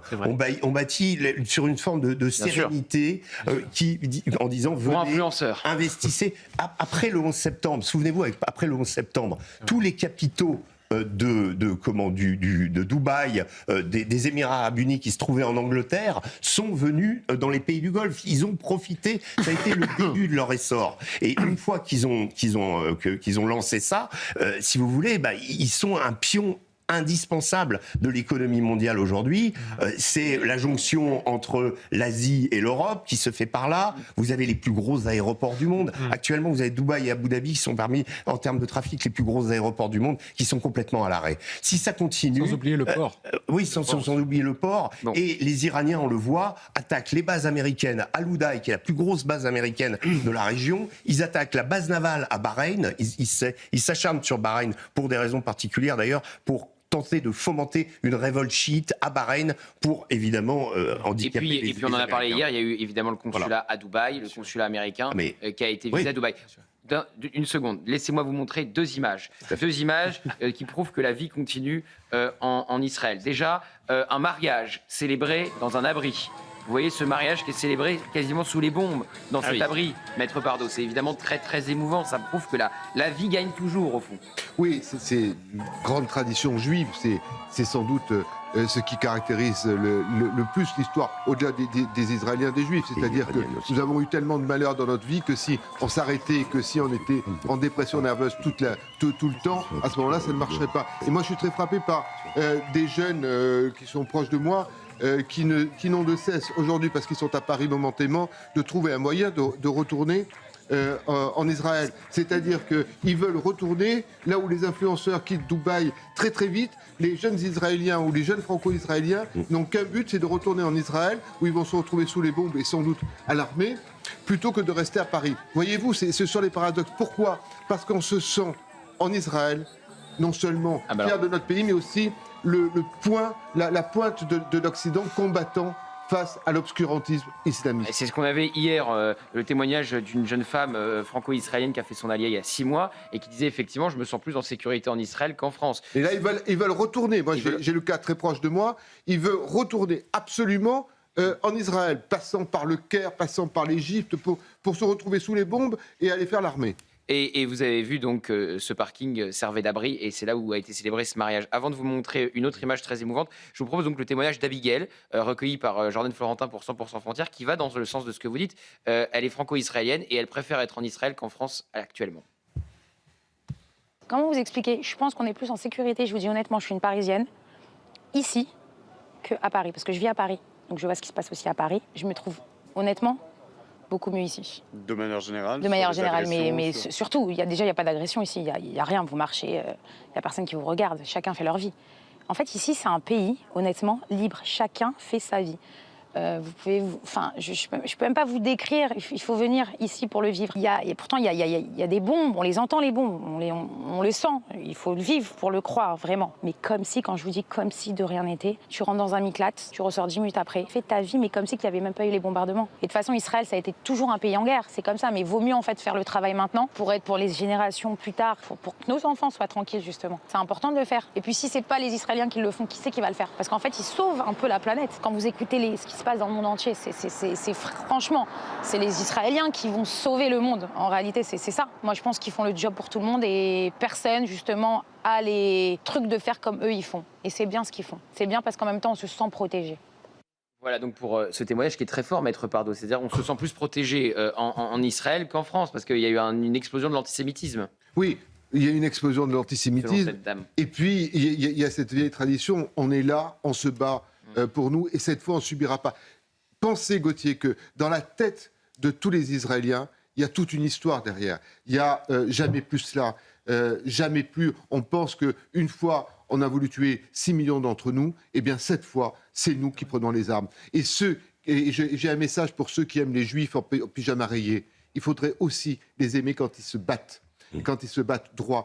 Et j'ai un autre message pour Madame Rima Hassan, qui passe son temps sur les réseaux sociaux à activer une haine d'Israël et qui soutient bec et ongle le régime des mollahs. Est-ce qu'on mesure que cette députée de la République est en train de soutenir ceux qui massacrent leur propre population, ceux qui attaquent la France ? Et c'est à longueur de tweet que nous constatons cela, alors même qu'il y a des procédures notamment pour apologie du terrorisme et complicité contre elle. Voilà où l'on en est en France. Une dernière image qui prouve que la vie gagne toujours, des Israéliens qui chantent « I will survive ». C'est Benjamin qui va nous montrer ça. Même chose visiblement en abri.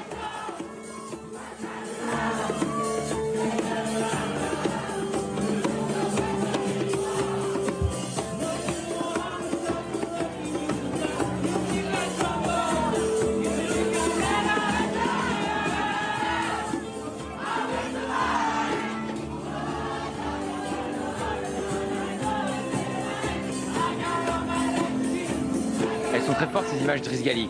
Elles sont très fortes parce que ça soit une soirée ou un mariage, jouer dans ces abris, ça prouve que la vie gagne toujours et ça prouve que c'est un peuple qui est préparé à la guerre peut-être plus qu'aucun autre. Et c'est pour ça qu'il est détesté par l'extrême gauche mondiale, américaine, française, britannique, etc., espagnole, on en parlera peut-être tout à l'heure. Parce que, au-delà des questions du Moyen-Orient, le peuple israélien, le concept d'Israël, c'est l'Occident qui résiste. C'est l'Occident qui n'a pas été déconstruit. Parce que le projet de la gauche mondiale, je dis bien la gauche, pas seulement l'extrême gauche, c'est un Occident, un homme blanc déconstruit, qui attend d'être remplacé, soit par un consommateur, soit par un migrant, soit de passer la relève, le relais à un autre, un Chinois ou autre chose, qui en décroissance, vegan, voilà. Vous avez Israël, avec tous les défauts qu'on peut reprocher à Israël, c'est l'Occident qui se bat. D'ailleurs, M. Trump aussi, c'est cet Occident qui se bat. C'est pour ça qu'il cause de l'urticaire à des gens comme M. Macron, M. Kerstamer, parce qu'il est leur antithèse. Et d'ailleurs, M. Bocoté a fait un livre magnifique sur les deux Occidents. Et Israël, c'est cet Occident qui résiste, cet Occident qui en veut. Bien sûr, quand on en veut, on tue. Malheureusement, l'histoire avance en faisant couler le sang. Je crois que Saint-Exupéry a dit « l'esprit avec un E avance en faisant couler le sang ». Bien sûr qu'il y aura des morts, bien sûr qu'il y aura des pleurs chez les Iraniens, chez les Libanais, etc. etc. Et juste un point sur M. Macron.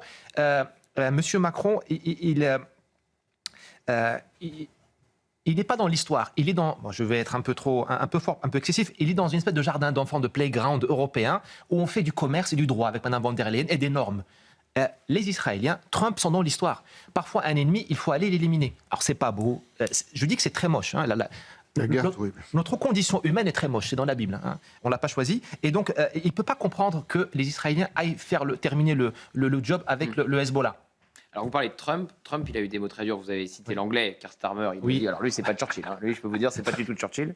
Et puis, alors le pire, c'est Pedro Sanchez. Oui. Pedro Sanchez qualifié d'antisémite par l'ambassadeur hier sur ce plateau israélien en France. Voilà. Qui est l'homme le plus diplomate qui soit. Oui. Je suis Azarka. Ah bah pour aller lui tirer une critique, il faut se lever du... J'ai essayé pendant 20 minutes d'aller lui chercher une critique d'Emmanuel Macron. C'était pas facile. Et effectivement, sur Pedro Sanchez, il n'est pas non plus ambassadeur en Espagne, donc voilà, la position est peut-être plus aisée. Il a dit que c'était un Premier ministre antisémite. Donc je vous propose d'abord d'écouter Trump, parce qu'il faut rappeler que les Espagnols ont empêché les Américains d'utiliser leurs bases présentes en Espagne en vue de la guerre en Iran. Les Anglais ont fait pareil et ils ont rétropédalé, contrairement aux Espagnols qui persistent et qui signent. Donc écoutez d'abord Donald Trump, maintenant qui menace l'Espagne d'un embargo économique. Je pense que l'Espagne s'est très mal conduite. J'ai dit à Scott, secrétaire au Trésor, de mettre fin à toutes les négociations avec l'Espagne. Les nations européennes ont payé 5% du PIB en dépenses militaires. La plupart ont suivi, mais l'Espagne ne l'a pas fait. Et l'Espagne nous a dit qu'on ne peut pas utiliser leur base. On pourrait le faire, leur imposer, mais nous n'avons pas besoin de le faire, que c'est une nation maintenant inimicale. Nous n'avons pas besoin d'eux, nous respectons leur peuple, mais pas leur gouvernement. C'est le seul pays de l'OTAN qui a refusé de dépenser 5% du PIB en dépenses militaires. Ils veulent maintenir 2% qu'ils ne paient même pas. Donc nous allons mettre fin à tout échange commercial avec l'Espagne. Et il y a l'Union européenne avec Ursula von der Leyen qui réagit déjà et qui dit que l'Union européenne est prête à répondre. Écoutez Pedro Sanchez, le Premier ministre espagnol donc.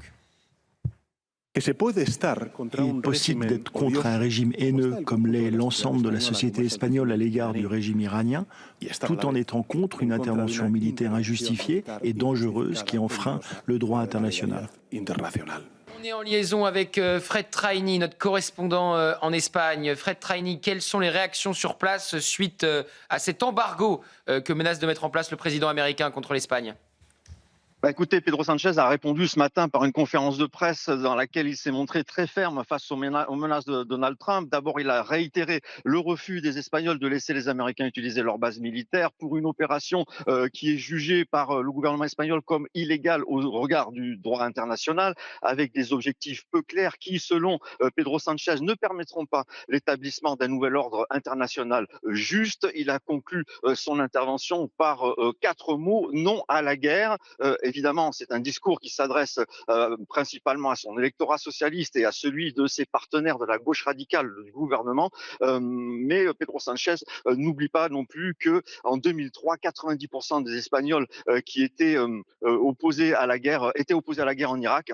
Et que leur slogan était non à la guerre, effectivement le même. Et puis effectivement, c'est en vue des élections espagnoles qui se profilent ces prochains mois que Pedro Sanchez se positionne ainsi, puisqu'il va y aller avec une position très affaiblie, notamment par les différentes affaires de corruption. À noter que sur le plan économique, le choc avec les États-Unis va être brutal, même si la balance commerciale est plutôt favorable aux Espagnols, sur 46 milliards d'échanges 14 milliards de déficit en faveur des Américains, mais les milieux économiques espagnols se montrent inquiets quant à l'impact que cela pourrait avoir sur l'économie, sur les exportations et sur l'emploi.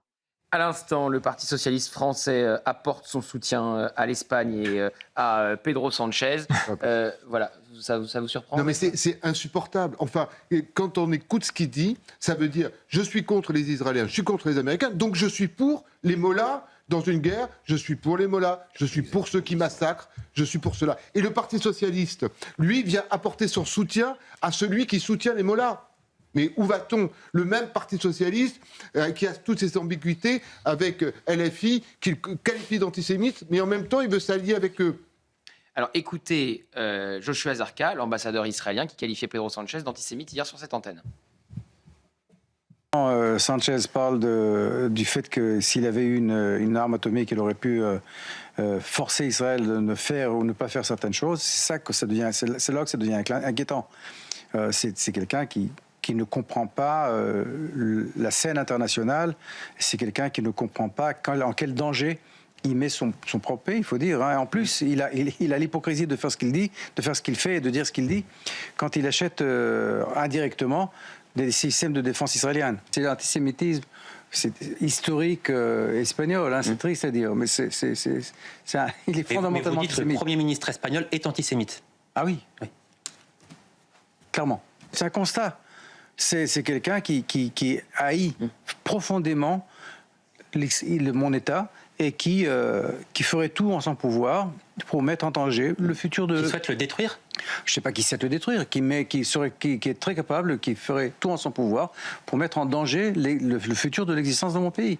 Voilà, les mots sont forts, Régis Le Sommier. Et on va entendre Trump dans un instant, et on va partir au Royaume-Uni sur Keir Starmer, parce qu'il rend coup pour coup le président américain. Moi, je trouve que dans cette histoire, enfin dans cette histoire de soutien ou de non-soutien aux Américains, le plus ridicule, c'est Keir Starmer. Parce que là, on a un président qui est britannique, quand on sait que traditionnellement, les Anglais ont une relation particulière avec les États-Unis. C'est leur tête de pont pendant la guerre en Ukraine, par exemple. Les Anglais étaient plus incisifs encore que les États-Unis. C'est toujours ceux qui vont en avant des États-Unis parce qu'ils ont toujours le complexe de supériorité en disant que les États-Unis, c'est un peu leur créature. Mais là, Keir Starmer essaye d'adopter une position qui va cadrer anti-Trump, en fait, qui va cadrer avec la position européenne. Et il est rattrapé par la guerre puisque ses propres bases sont attaquées par des drones et que là, du coup, il est obligé de dire aux Américains, bah finalement, oui, ok. Donc, je trouve que là, vous aurez la guerre et le déshonneur. On a effectivement le contraire d'un Churchill. Voilà. Après. Alors écoutez Trump qui dit, bah alors celui-là, Keir Starmer, c'est pas Winston Churchill, je peux vous le dire. C'est bien vu. Ils ont été très très peu coopératifs. L'Espagne s'est montrée très très peu coopérative, tout comme le Royaume-Uni. Le second point est choquant, mais nous ne sommes plus à l'époque de Churchill. Je dois dire que le Royaume-Uni a été extrêmement peu coopératif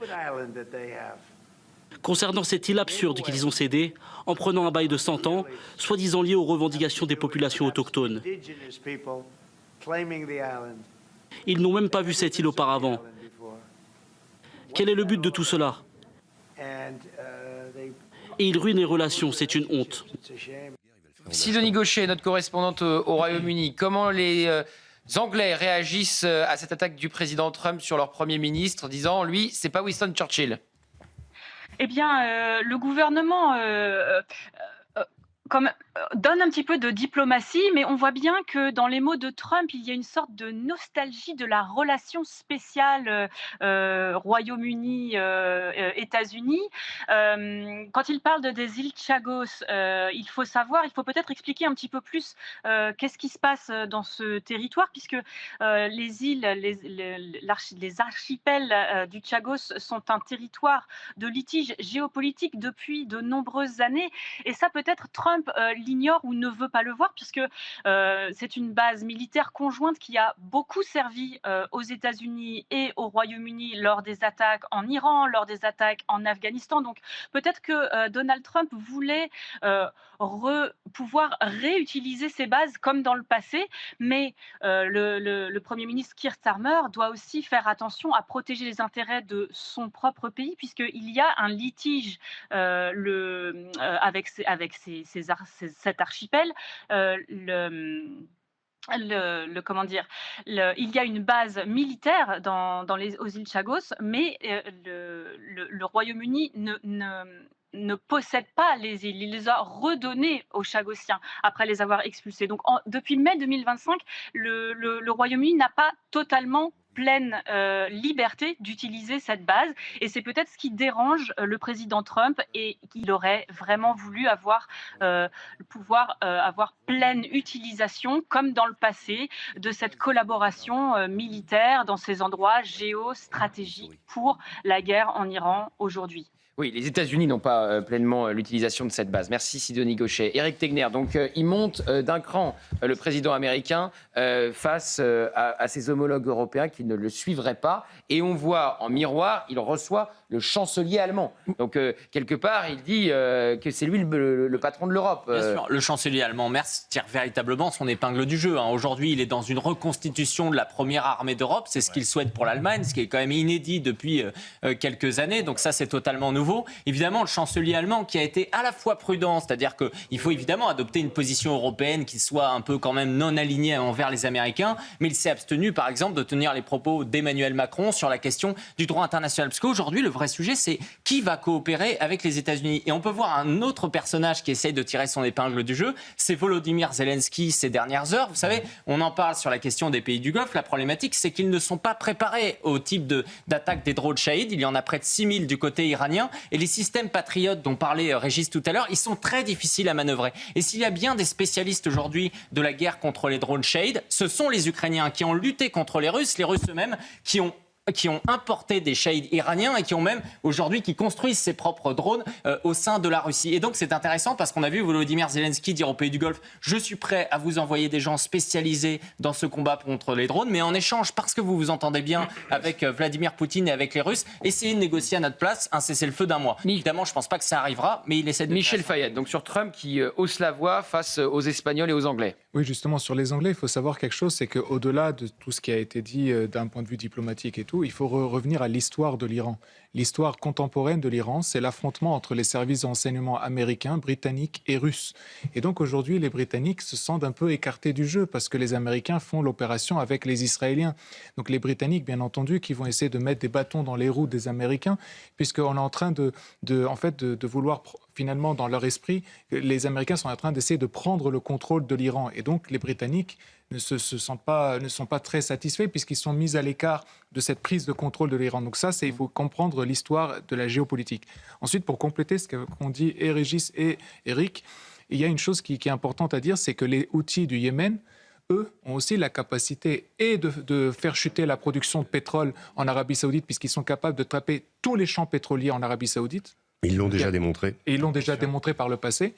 Et deuxième chose, eux aussi ont des drones, eux aussi ont des missiles. Donc eux aussi, en plus de l'Iran, peuvent frapper et l'Arabie Saoudite, et les Émirats Arabes Unis, et le Qatar. Et comme Régis le disait, il y avait non seulement l'usine pour dessaliner l'eau qui peut être visée au Qatar, mais il y a aussi l'usine de liquéfaction de gaz. Et aujourd'hui, on n'a pas tellement de conséquences en France, en Europe, pour la question du gaz, parce qu'on a signé des contrats long terme avec le Qatar et du coup avec d'autres États. Donc on peut compenser, on peut faire plusieurs choses. Mais si la guerre venait à se prolonger, alors là, ça posera un grand problème au niveau du gaz, parce qu'on n'achète plus de gaz de la Russie, on n'achète plus du gaz du Qatar, parce que le Qatar... On va parler des conséquences du gaz pour le gaz et pour les carburants. Dans un instant, non, je vais aller en Israël. Je vais rejoindre Jordan Florentin qui nous attend. Priorité au direct, puisque Jordan, vous êtes dans une habitation qui a été visée par des drones ou des missiles. Oui, je suis à côté. Je me trouve ici dans un immeuble d'habitation, celui que je vous montrais tout à l'heure de l'extérieur. On a été invité à monter par ces bénévoles. Ils sont très nombreux, des jeunes qui viennent ici aider ces personnes. Et vous le voyez derrière moi, il faut s'imaginer qu'ici, c'était une chambre d'habitation d'un couple ici, dont l'intégralité de la vitre et de la fenêtre a été soufflée par des débris d'un missile iranien qui est tombé non loin d'ici à 5 mètres d'ici. Donc ça a touché tout le quartier samedi. Et ici, c'est l'intégralité de l'appartement qui a été détruit. Les murs sont fracturés, sont démontés. Il y a des dégâts absolument partout. Et beaucoup de personnes sont ici en train d'essayer de panser les plaies et d'aider cette famille à se reconstruire. Jordan, on peut rester peut-être sur vos images, garder juste les images pour que vous nous montriez avec votre caméraman qui vous accompagne. Jordan, est-ce qu'il peut nous montrer ce qui s'est passé, voilà, et la violence de l'impact, très clairement. On voit le lit, effectivement. Ah oui. Voilà, on va garder vos images parce que c'est ça la réalité de la guerre, Maître Pardo. C'est ça. C'est pas un missile qui tombe directement parce que sinon l'immeuble aurait été soufflé. Ce sont des éclats à la suite d'interceptions qui tombent sur les habitations. Et vous voyez l'utilité d'avoir ce qu'on appelle en Israël des mamad, c'est-à-dire des abris où les gens se précipitent. Et d'ailleurs, petite anecdote, les enfants qui sont obligés de partir de nuit en pyjama pour aller dans les mamades ont tous une chanson qui chante à ce moment-là pour éviter le traumatisme. C'est assez étonnant quand on vit là-bas, comme c'est mon cas une partie de l'année, de voir ces événements-là. C'est vraiment un pays préparé à la guerre, Régis Le Sommier, qui a une population qui connaît la guerre et qui est prête à y faire face, que ce soit les habitations où on voit totalement massacrées, ou évidemment les familles qui se retrouvent au milieu de la nuit dans les abris. Et on rappelle une dizaine de morts côté israélien depuis le début de cette guerre samedi matin. De morts civiles. Oui, bien sûr, de morts civiles. Disons qu'en plus, ce qui est différent un petit peu par rapport aux précédentes guerres, parce que on le rappelait, Israël a toujours été en guerre, c'est que les groupes palestiniens pendant longtemps ont envoyé des katyushas et des roquettes. Et là, on nous montre l'intérieur de l'immeuble, l'intérieur de l'immeuble qui a été en partie endommagé. Vous le voyez sur les images de Jordan Florentin et de ses équipes. Là, on est face à une nouvelle menace, c'est-à-dire l'arrivée de missiles balistiques qui se désintègrent au contact quand ils sont interceptés. À Dubaï, d'ailleurs, un missile intercepté a incendié un hôtel. Vous voyez, donc c'est pas simplement l'impact du missile, c'est aussi tout ce qui peut les morceaux, et visiblement c'est ce qui s'est passé là. Et donc ça veut dire que ça multiplie le danger. C'est-à-dire quand vous avez des salves de missiles balistiques, vous avez 12 missiles balistiques qui arrivent, imaginons il y en a 8 qui sont interceptés et 4 qui arrivent à leur point, et ben, ça veut dire que même ceux qui sont interceptés représentent un danger majeur pour la population, peuvent provoquer des blessés, voire provoquer des morts. Et ça, c'est nouveau pour Israël. Ça a été expérimenté quelque part pendant la guerre des 12 jours, avec déjà beaucoup de dégâts. Et là, encore une fois, même si c'est moins intense que pendant la guerre des 12 jours, il y a quand même, on remarque quand même que les Iraniens ont un ciblage peut-être plus précis qu'il l'avait à l'époque. C'est d'ailleurs très intéressant, si vous me laissiez expliquer, on peut penser, par exemple, quand je me suis réveillé ce matin, que j'ai vu que en Arabie Saoudite, les Iraniens avaient détruit la station de la CIA. Je pense qu'ils font pas ça tout seuls, que derrière, il y a des gens qui leur... voilà. Et je pense que la Russie et la Chine sont bien là, avec leurs satellites, pour aider l'Iran. Voilà. Ah oui, alors là, c'est des suppositions que vous faites, mais vous... Non, c'est pas des suppositions. Je pense que pour repérer et détruire la base de la CIA en Arabie Saoudite, c'est pas les Iraniens tout seuls qui ont cette connaissance, c'est forcément du satellite russe ou du satellite chinois. Je pense que les Chinois aussi vont utiliser l'Iran pour expérimenter leurs armes à eux et qu'ils ont peut-être déjà commencé. Sur ces images, Michel, c'est des images donc israéliennes, c'est aussi, on pense aussi aux Libanais qui doivent connaître les mêmes images en raison de cette guerre que le Hezbollah veut avec Israël. Oui, bien sûr, il y a 700 000 déplacés déjà au Liban en l'espace de quelques jours. Donc oui, bien sûr, et c'est pour cela que je vous disais que les chiites, qui sont majoritaires au Liban Sud, même s'il y a une forte minorité et sunnite et chrétienne dans le sud du pays, rejettent maintenant complètement le Hezbollah. Parce que maintenant, tous ces déplacés partent se réfugier où essentiellement dans les régions chrétiennes. Donc vous voyez qu'il y a 700 000 essentiellement chiites qui débarquent dans les régions chrétiennes au Liban, dont le Mont Liban et à Beyrouth, dans les quartiers chrétiens. Et ils sont accueillis dans les écoles, dans les hôpitaux chrétiens. et même dans des terrains offerts par l'Église, par les différentes églises chrétiennes. Donc il y a aujourd'hui un véritable problème. Le Hezbollah a mis en danger toute cette population, et de l'autre côté, c'est les chrétiens libanais essentiellement qui sont en train d'accueillir les chiites chez eux. Je vais remercier Jordan Florentin et Marin pour les images de cette habitation à Tel Aviv, en partie détruite par la guerre. Dans un instant, on va faire un point sur les conséquences en France, notamment pour les prix des carburants avec Pauline Trefzer. Mais tout de suite, il est 12h30, l'essentiel de cette guerre, de l'actualité, avec Somaya Labidi. Le régime des Mollahs acculé, l'hommage national prévu pour Ali Khamenei, guide suprême éliminé samedi matin à l'âge de 86 ans, qui devait débuter ce soir à Téhéran, et ce pour 3 jours, est finalement reporté. Annonce il y a quelques minutes de la télévision d'État iranienne, sans préciser la raison de ce report. Le PS se félicite suite à Madrid qui s'oppose fermement au conflit au Moyen-Orient. Non à la guerre, c'est la réponse du Premier ministre espagnol Pedro Sánchez à Donald Trump après les critiques du président américain, reprochant notamment à l'Espagne son refus de laisser les États-Unis utiliser des bases militaires situées en Andalousie pour leur guerre contre l'Iran.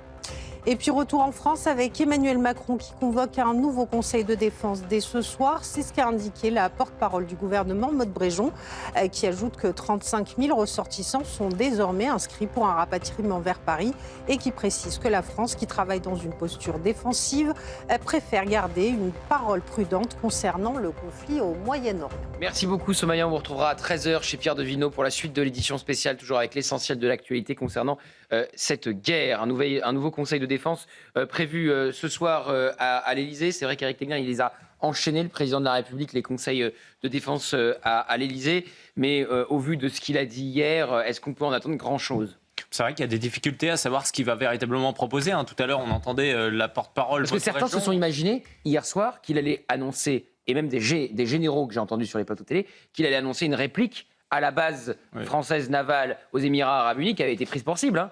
Que nenni. Oui, mais vous savez, moi je pense depuis le début que de toute façon Emmanuel Macron est dérangé par ce qui est en train de se passer. D'abord parce qu'effectivement il n'était pas impliqué, et j'ai envie de vous dire c'est de sa faute, parce que Donald Trump il aurait été ravi de pouvoir compter sur le président Emmanuel Macron, mais il n'a plus confiance depuis bien longtemps. Donc c'est le premier point. Et le deuxième point, et je pense que Régis Le Sommier le confirmera, c'est qu'Emmanuel Macron aujourd'hui ne pense qu'à la question de la guerre en Ukraine. Moi je suis surpris à quel point il a une capacité très rapide d'essayer de faire des conférences de presse où il va montrer l'ensemble de l'armada russe, etc.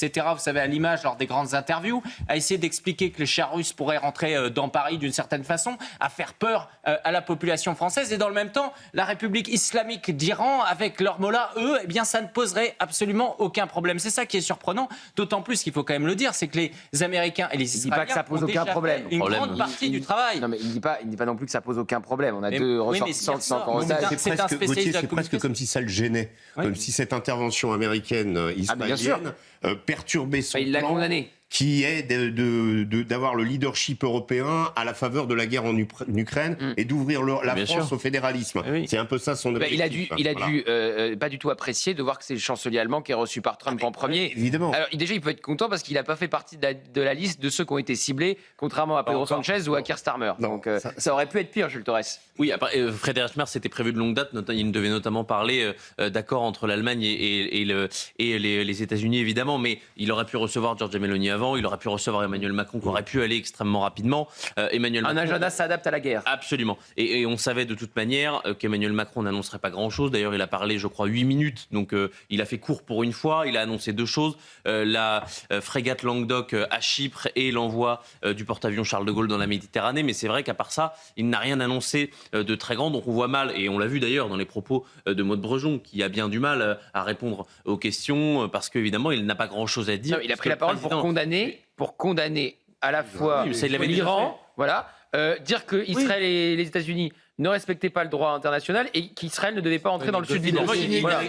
Il n'a fait que redire ce qu'il avait déjà dit dans les conseils de défense. C'est pour ça que ce soir, il ne se passera rien. Et Jules Torres, c'est le signe égal qui est insupportable. C'est-à-dire de mettre sur le même plan les Iraniens, le régime des Mollahs, et Israël et les États-Unis.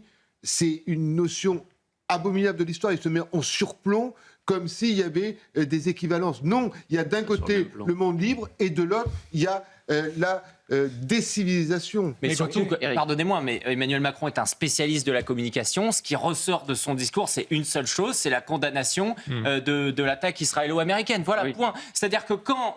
Et une pré-condamnation si ça se poursuit au Liban. Oui, Au et nom de la imaginez, droite internationale, quand il parle de la mort d'Ali Khamenei, il dit on ne peut pas déplorer sa mort. Ce que je veux dire, je vois plus enthousiaste quand même pour fêter le fait qu'il y ait aujourd'hui un dictateur sanguinaire qui ait été tout simplement tué.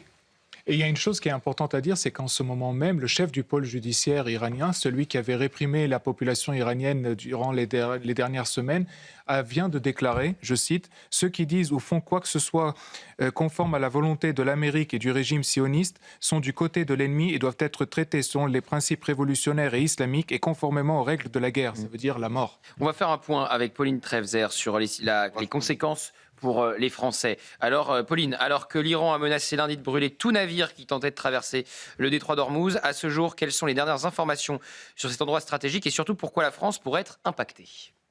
Oui, alors d'abord, Gauthier, pourquoi ce détroit est-il si stratégique ? Eh bien, le détroit d'Ormuz est l'un des points les plus importants du commerce énergétique mondial. Vous le voyez ici, ce bras de mer de 33 km coincé entre l'Iran et la péninsule arabique. Et c'est précisément ici que transite par voie maritime 20% du gaz et du pétrole mondial. Le problème, Gauthier, eh bien, c'est que depuis mardi, il est impossible pour les principaux exportateurs comme l'Irak, le Koweït ou encore le Qatar, les Émirats arabes unis, eh bien, d'exporter leur pétrole, puisque l'Iran a décidé de bloquer le détroit d'Ormuz. Pauline, je vais prendre votre relance pour tout vous dire que j'ai perdu. Alors, quelles pourraient être les conséquences économiques pour la France ? Alors Gauthier, il ne faut pas être alarmiste, car en réalité, la France importe principalement son pétrole à l'Arabie saoudite. Et vous le voyez, ce pays n'est pas directement touché par la fermeture du détroit, puisqu'il se situe de l'autre côté. Le pétrole à destination de la France peut donc toujours être acheminé vers le canal de Suez. En réalité, la seule crainte pourrait être une demande de tous les pays qui s'alimentaient en pétrole avec l'Irak, les Émirats arabes unis ou encore le Koweït, eh bien, de se rabattre vers l'Arabie saoudite. Et à ce moment-là, il pourrait y avoir une surdemande avec un phénomène de rareté, car si l'Arabie saoudite eh bien, voit ses commandes de pétrole augmenter, elle pourrait aussi ne pas avoir les moyens eh bien, de les faire circuler assez rapidement. Et la France, qui se fournit déjà principalement par ce canal, pourrait donc être impactée économiquement. Alors attention, pour le moment, on parle bien de quelques centimes d'euros, Gauthier. Oui, Pauline Trefzer. Alors, il y a Michel Fayad qui veut mettre son petit grain de sel. Allez-y, Michel. Non, je disais juste qu'en fait, sur la carte, si comme je le disais tout à l'heure, si les Houthis du Yémen, voilà, qui est en blanc sur la carte, venaient à tirer sur l'Arabie. Si on peut mettre la carte, voilà. Détroit de Bab-el-Mandeb. Voilà, les Houthis sont de ce côté-là, au nord, à l'ouest du Yémen, et de l'ouest du Yémen, ils ont donc les missiles et les drones capables de frapper tous les champs pétroliers d'Arabie Saoudite. Donc tout ce qui a été dit est juste par rapport au Golfe Persique. Simplement, en plus, à partir du Yémen, ils pourraient vraiment paralyser toute la production de pétrole d'Arabie Saoudite. C'est 10 millions de barils par jour sur un total de 35 millions de barils. Donc vous dites qu'il y a des raisons de s'inquiéter pour la France, parce que le pétrole d'Arabie Saoudite ne peut plus venir en France. Absolument. aussi. Et il y a aussi l'usage que fait l'Iran des minorités chiites à l'étranger, en particulier au Bahreïn en ce moment, où 65% de la population est chiite. C'est une monarchie sunnite installée par les Britanniques il y a très longtemps. Et qui est occupée par l'armée saoudienne. Tout à fait. Et l'armée saoudienne a déjà réagi. Alors, je crois que les Iraniens ont tenté de briser le pont qui relie l'Arabie Saoudite à Bahreïn pour empêcher justement les Saoudiens de venir. Donc il y a des guerres potentielles qui sont en gestation. Moi, je suis très inquiet sur la question de l'Irak, qui est un pays que j'ai beaucoup, dans lequel j'ai beaucoup travaillé. Actuellement, pour la 3e nuit consécutive, vous avez les Hajj al-Shabi qui tentent de s'emparer de l'ambassade américaine, qui est la plus grande ambassade américaine au monde, à Bagdad, qui est un symbole. Si le pouvoir chiite à Bagdad tombe, ou en tout cas si ces milices montrent absolument leur capacité, parce que ce sont des milices surarmées qui ont vaincu Daesh et qui ont un potentiel, qui n'ont pas été, va dire, utilisés pendant les divers conflits qu'il y a eu, comme le Hezbollah par exemple, on dit, a été diminué. Les Hajj al-Shabi ont tout leur potentiel et ils peuvent absolument se déployer. Et la mort de Khamenei, on l'évacue un peu vite, mais pour ces gens-là, c'est un élément fondamental et c'est un élément qui aujourd'hui il s'inscrit dans une perspective de djihad clairement. Et je veux qu'on parte en Israël. Je veux qu'on parte en Israël, retrouver Jean-Michel Cohen parce qu'il a une image à nous montrer de résilience, de vie. La fête continue malgré tout. C'est cela, Jean-Michel ? Oui, alors en fait, pendant les instants entre deux alertes, on essaye de trouver des petits moments de plaisir. Il y a un café d'angle qui fait où tous les jeunes se réunissent. Là, c'est toute la bande des Français. Ils sont bloqués ici, mais ils trouvent le moyen de s'amuser et de chanter. Et ça fait du bien au moral parce que sinon, on ne va pas rester à s'angoisser comme ça. La journée est calme pour le moment, on suit les nouvelles, mais eux, ils sont formidables. Et les Israéliens qui sont autour de nous, vous voyez, ça tourne partout. Là, on a des équipes de télé qui viennent voir, ça tourne de tous les côtés. Tout le monde vient et tout le monde essaye de trouver un petit moment de joie. C'est ça ce qu'on appelle la résilience. Voilà. Eh ben, c'est très émouvant, Jean-Michel, parce qu'effectivement, c'est ce qui nous frappe, Maître Pardo, c'est la résilience de ce peuple israélien qui, face à la guerre, arrive à continuer à avoir un semblant de vie normale. Il y a un rabbin de Nachman qui disait que la joie est un impératif. C'est-à-dire que c'est pas le bonheur, c'est la joie. Il faut être joyeux, c'est un impératif. Si vous voulez être proche de Dieu, soyez joyeux, riez, dansez, chantez. Et I will dance again, c'était quand même le slogan après ce qui s'est passé à Nova. Et c'est ça notre guerre.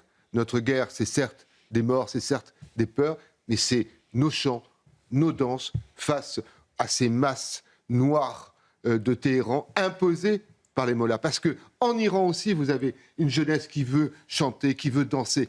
En Iran aussi, vous avez, dans les moments d'accalmie, depuis les immeubles, des cris de joie quand on sait qu'ils sont bombardés par les Israéliens. Vous imaginez le peuple iranien qui se réjouit de voir leur pays bombardé. Vous imaginez le niveau de malheur dans lequel ils sont. Bien sûr, et le peuple iranien, il souhaite évidemment être libéré de ce régime tyrannique des mollahs. C'est une évidence. Et vous avez d'ailleurs des ponts, on l'a souvent dit, entre les Iraniens et les Israéliens. Je parle entre les peuples. Et donc, depuis Cyrus le Grand. Évidemment, la diaspora iranienne qui est présente sur les plateaux télé, qui est d'ailleurs ciblée par le régime, prend des risques très importants et se fait le porte-voix du peuple iranien. Et d'ailleurs, hier, j'étais très frappé de voir que tant les Israéliens que les Iraniens, avec leur diaspora présente sur les plateaux, étaient outrés de ce qu'avait dit Emmanuel Macron, étaient tristes de ce qu'avait dit Emmanuel Macron. Mais on a vu hier soir sur votre plateau Rachel Kahn avec une émotion certaine. Et Sarah Safari qui était à l'unisson. C'est-à-dire, comprenez, voilà des peuples qui luttent, voilà des peuples qui souffrent, et le pays des droits de l'homme, le pays de la liberté, le pays qui a toujours été à la tête de l'histoire, eh bien celui-là est aux abonnés absents, est à côté de l'histoire. Pour ceux qui aiment la France et tous ces pays-là, je parle sous votre contrôle, mais les Iraniens aiment la France, les Israéliens ont adoré la France, ont une histoire d'amour avec la France. Et de voir la France à côté, c'est une tristesse absolue. Éric Tegner. Moi, j'ai une question pour Régis, qui connaît bien le sujet, parce qu'on parle des minorités, on parle du renversement du régime iranien. Quelle est l'importance de ce coup de fil de Donald Trump aux Kurdes ? On a l'impression aujourd'hui qu'il veut utiliser les Kurdes. C'est un vrai problème. Moi, c'est un sujet en soi. Les Kurdes, le problème, c'est qu'on les utilise et ensuite, après, on les abandonne. Récemment, c'est le cas maintenant en Syrie. Il n'y a même pas 3 semaines, on a laissé tomber les Kurdes. Les Américains se sont retirés de leur base. Donc, finalement, le soutien aux Kurdes, il n'existe plus. Et du coup, ce sont les hommes d'Al-Shara, celui que la communauté internationale, globalement, a décidé, Israël et les États-Unis compris, de laisser s'installer à Damas, qui est un ancien djihadiste, ancien membre de Daesh. Et les Kurdes avaient leur autonomie au nord-est de la Syrie. Il a été dans les fonds baptismaux de Daesh et ensuite il a fait Al-Qaïda et il a fait Al-Nusra. En fait, ces Kurdes qui avaient leur autonomie ont été forcés d'être intégrés dans l'armée syrienne. Et donc, on les a abandonnés. Et aujourd'hui, qu'est-ce qu'on vient leur demander ? Opération de la CIA. Alors, c'est pas tout à fait les mêmes Kurdes, mais ils ont des liens. C'est-à-dire qu'il y a un Kurdistan irakien, et c'est une des fortes minorités de l'Iran. Et ce que souhaiteraient les États-Unis et Israël, c'est de fomenter une révolte de ces Kurdes en Iran, de façon à fragiliser le régime. Donc, on est en train de demander à des Kurdes qu'on a abandonnés il y a 3 semaines, de nous resservir à nouveau, Thibault, si vous voulez, c'est un petit peu... Et d'où le... Je vous coupe, Régis, parce qu'on va partir en direct sur le terrain. important. On va partir en direct sur le terrain, c'est très important aussi. Rejoindre Thibault Marcheteau, qui est à 200 mètres de la frontière libanaise, et ils viennent de se prendre une alerte avec Fabrice Elsner. Thibault, racontez-nous ce qui se passe. Écoutez Gauthier, nous sommes dans un kibboutz à quelques mètres, vous l'avez dit, de la frontière libanaise. Une alerte a retenti il y a 15 minutes, comme il y en a à peu près toutes les heures en ce moment, que ce soit des lancements de roquettes de la part du Hezbollah qui se trouve juste là-bas au fond, et également des drones. On entend l'artillerie en permanence. Je ne sais pas si vous l'entendez, on entend l'artillerie israélienne qui essaie de neutraliser ces lancements, ces rampes de lancement de roquettes, également l'aviation qu'on entend beaucoup. Et on se trouve dans une maison qui a été touchée hier par un drone qui a été lancé depuis le Hezbollah, depuis les montagnes qu'il y a au fond, des montagnes que reprennent en leur possession l'armée israélienne. Voilà pourquoi elle dit avoir franchi cette frontière. C'est pour prendre possession de ces montagnes. C'est un positionnement très stratégique. On voulait vous montrer avec Fabrice tous les dégâts que provoquent ces projectiles qui sont envoyés. Voyez cette voiture avec tous les impacts qui ont littéralement soufflé cette voiture et cette maison qui est détruite. Donc nous nous trouvons, je vous rappelle, dans un village juste à côté de la frontière libanaise. On est encore en ce moment en train d'entendre des avions. Il y a également des drones de surveillance. Voilà, une zone d'activité. Nous sommes sur le front de cette frontière entre le Liban et Israël, où encore on sait que les Israéliens mènent des opérations pour essayer de neutraliser ces rampes de lancement qui véritablement empoisonnent la vie de ces villages à proximité de la frontière. Merci beaucoup Thibault Marcheteau et Fabrice Elsner pour la qualité de vos reportages sur place et de vos duplex. Régis Le Sommier, donc on voit cette guerre qui continue au sud du Liban entre Israël et le Hezbollah. Oui, je pense que la guerre est peut-être totale. Alors la question des options d'Israël par rapport au Sud-Liban, le Sud-Liban, envahir le Sud-Liban, c'est un mauvais souvenir pour Israël. C'est l'occupation qui a eu lieu depuis 1982, qui a duré 30 ans, je crois, et qui finalement s'est terminée par une retraite d'Israël qui a permis au Hezbollah, ça a été l'émergence du Hezbollah et de Nasrallah, considéré d'ailleurs, on ne dit pas Hezbollah, on dit maintenant, ça fait un petit moment que je suis pas retourné au Liban, mais on disait la résistance. Enfin, quand on parlait, le Hezbollah était considéré comme la résistance à Israël. Et donc, refaire une opération où on occupe ces territoires qui peuvent redevenir hostiles, etc., et dans lesquels on voit bien qu'il existe encore un fort potentiel militaire et un fort potentiel de combativité de la part du Hezbollah, c'est un vrai problème. On ne peut pas tout régler, et c'est aussi une des leçons de cette guerre global, on ne peut pas tout régler avec l'aviation. Je sais que vous recevez beaucoup de généraux d'aviation qui vous expliquent, etc. Mais il y a un moment, il faut envoyer des troupes au sol. Et c'est un vrai problème auquel va être confronté Donald Trump. Il commence à être laissé envisager que ça va se passer. Le problème, c'est que l'Iran, c'est 1,5 million de kilomètres carrés, un pays entouré de montagnes, 92 millions d'habitants. L'Irak, 27 millions. Au moment de l'invasion, ça a duré 10 ans. Donc le risque, c'est l'enlisement. L'Iran, c'est 2 fois plus grand que l'Afghanistan. Donc aussi, il faut prendre tous ces paramètres, mais on ne peut pas faire changer un régime uniquement avec de l'aviation et uniquement avec des missiles. Il faut prendre le paramètre humain, c'est-à-dire que Trump, s'il envoie des troupes au sol, il y aura des morts, et donc et pas 6. Donc il y en aura beaucoup plus. Beaucoup plus qu'en Irak, finalement, si l'opération se déploie. Noémie Aliwa, alors je sais que vous avez reçu une préalerte. Noémie, vous êtes à Netanya, qu'est-ce qui se passe? Racontez-nous. Écoutez, je viens à peine d'avoir une préalerte. Décidément, j'ai l'impression qu'à chaque fois que je suis avec vous, Gauthier, c'est le moment où le régime iranien décide d'envoyer ses missiles sur Israël. Je vous dis ça avec le sourire, mais je sais qu'il y a un Miklad, je sais qu'il y a un abri qui est pas très loin. J'étais sortie en me disant depuis 3 jours, je ne suis pas sortie de chez moi et de mon immeuble. Je vais enfin un petit peu prendre l'air et peut-être aller manger quelque chose dehors. Mais voilà, en fait, on vit au rythme des sirènes, on vit au rythme des missiles. Ça s'est vraiment calmé par rapport au début de cette guerre. On voit qu'au fur et à mesure que les jours passent, il y a de moins en moins de sirènes, donc il y a de moins en moins de missiles qui sont tirés, en tout cas sur le centre d'Israël. Mais malgré tout, c'est quand même assez difficile d'avoir un quotidien, de sortir, etc., d'aller travailler pour ceux qui vont travailler, parce qu'on vit vraiment à ce rythme-là. Et là, en vous parlant, je sais qu'il y a une potentialité pour que d'ici quelques minutes de nouveau, il y ait encore cette sirène stridente qui retentit et tous les gens qui courent dans les abris pour se protéger. Ce qu'on peut dire en tout cas, c'est qu'effectivement la population israélienne est assez disciplinée. Il y a un système de défense antiaérien qui est très puissant, qui a été mis en place par le gouvernement, par les autorités, qui permet une protection quasi maximale de la population. Je vous rappelle qu'il y a environ 99% des missiles iraniens qui sont interceptés.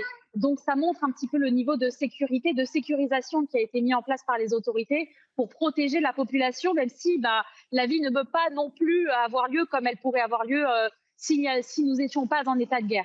Merci beaucoup Noémie et allez vous mettre à l'abri évidemment si les autorités le demandent. Merci beaucoup pour la qualité de vos interventions. Michel, on était il y a quelques instants sur la frontière israélo-libanaise et on voit que la guerre continue. Oui, bien sûr, la guerre continue. Comme ça a été dit auparavant, le Hezbollah a dit qu'il se battra jusqu'au bout.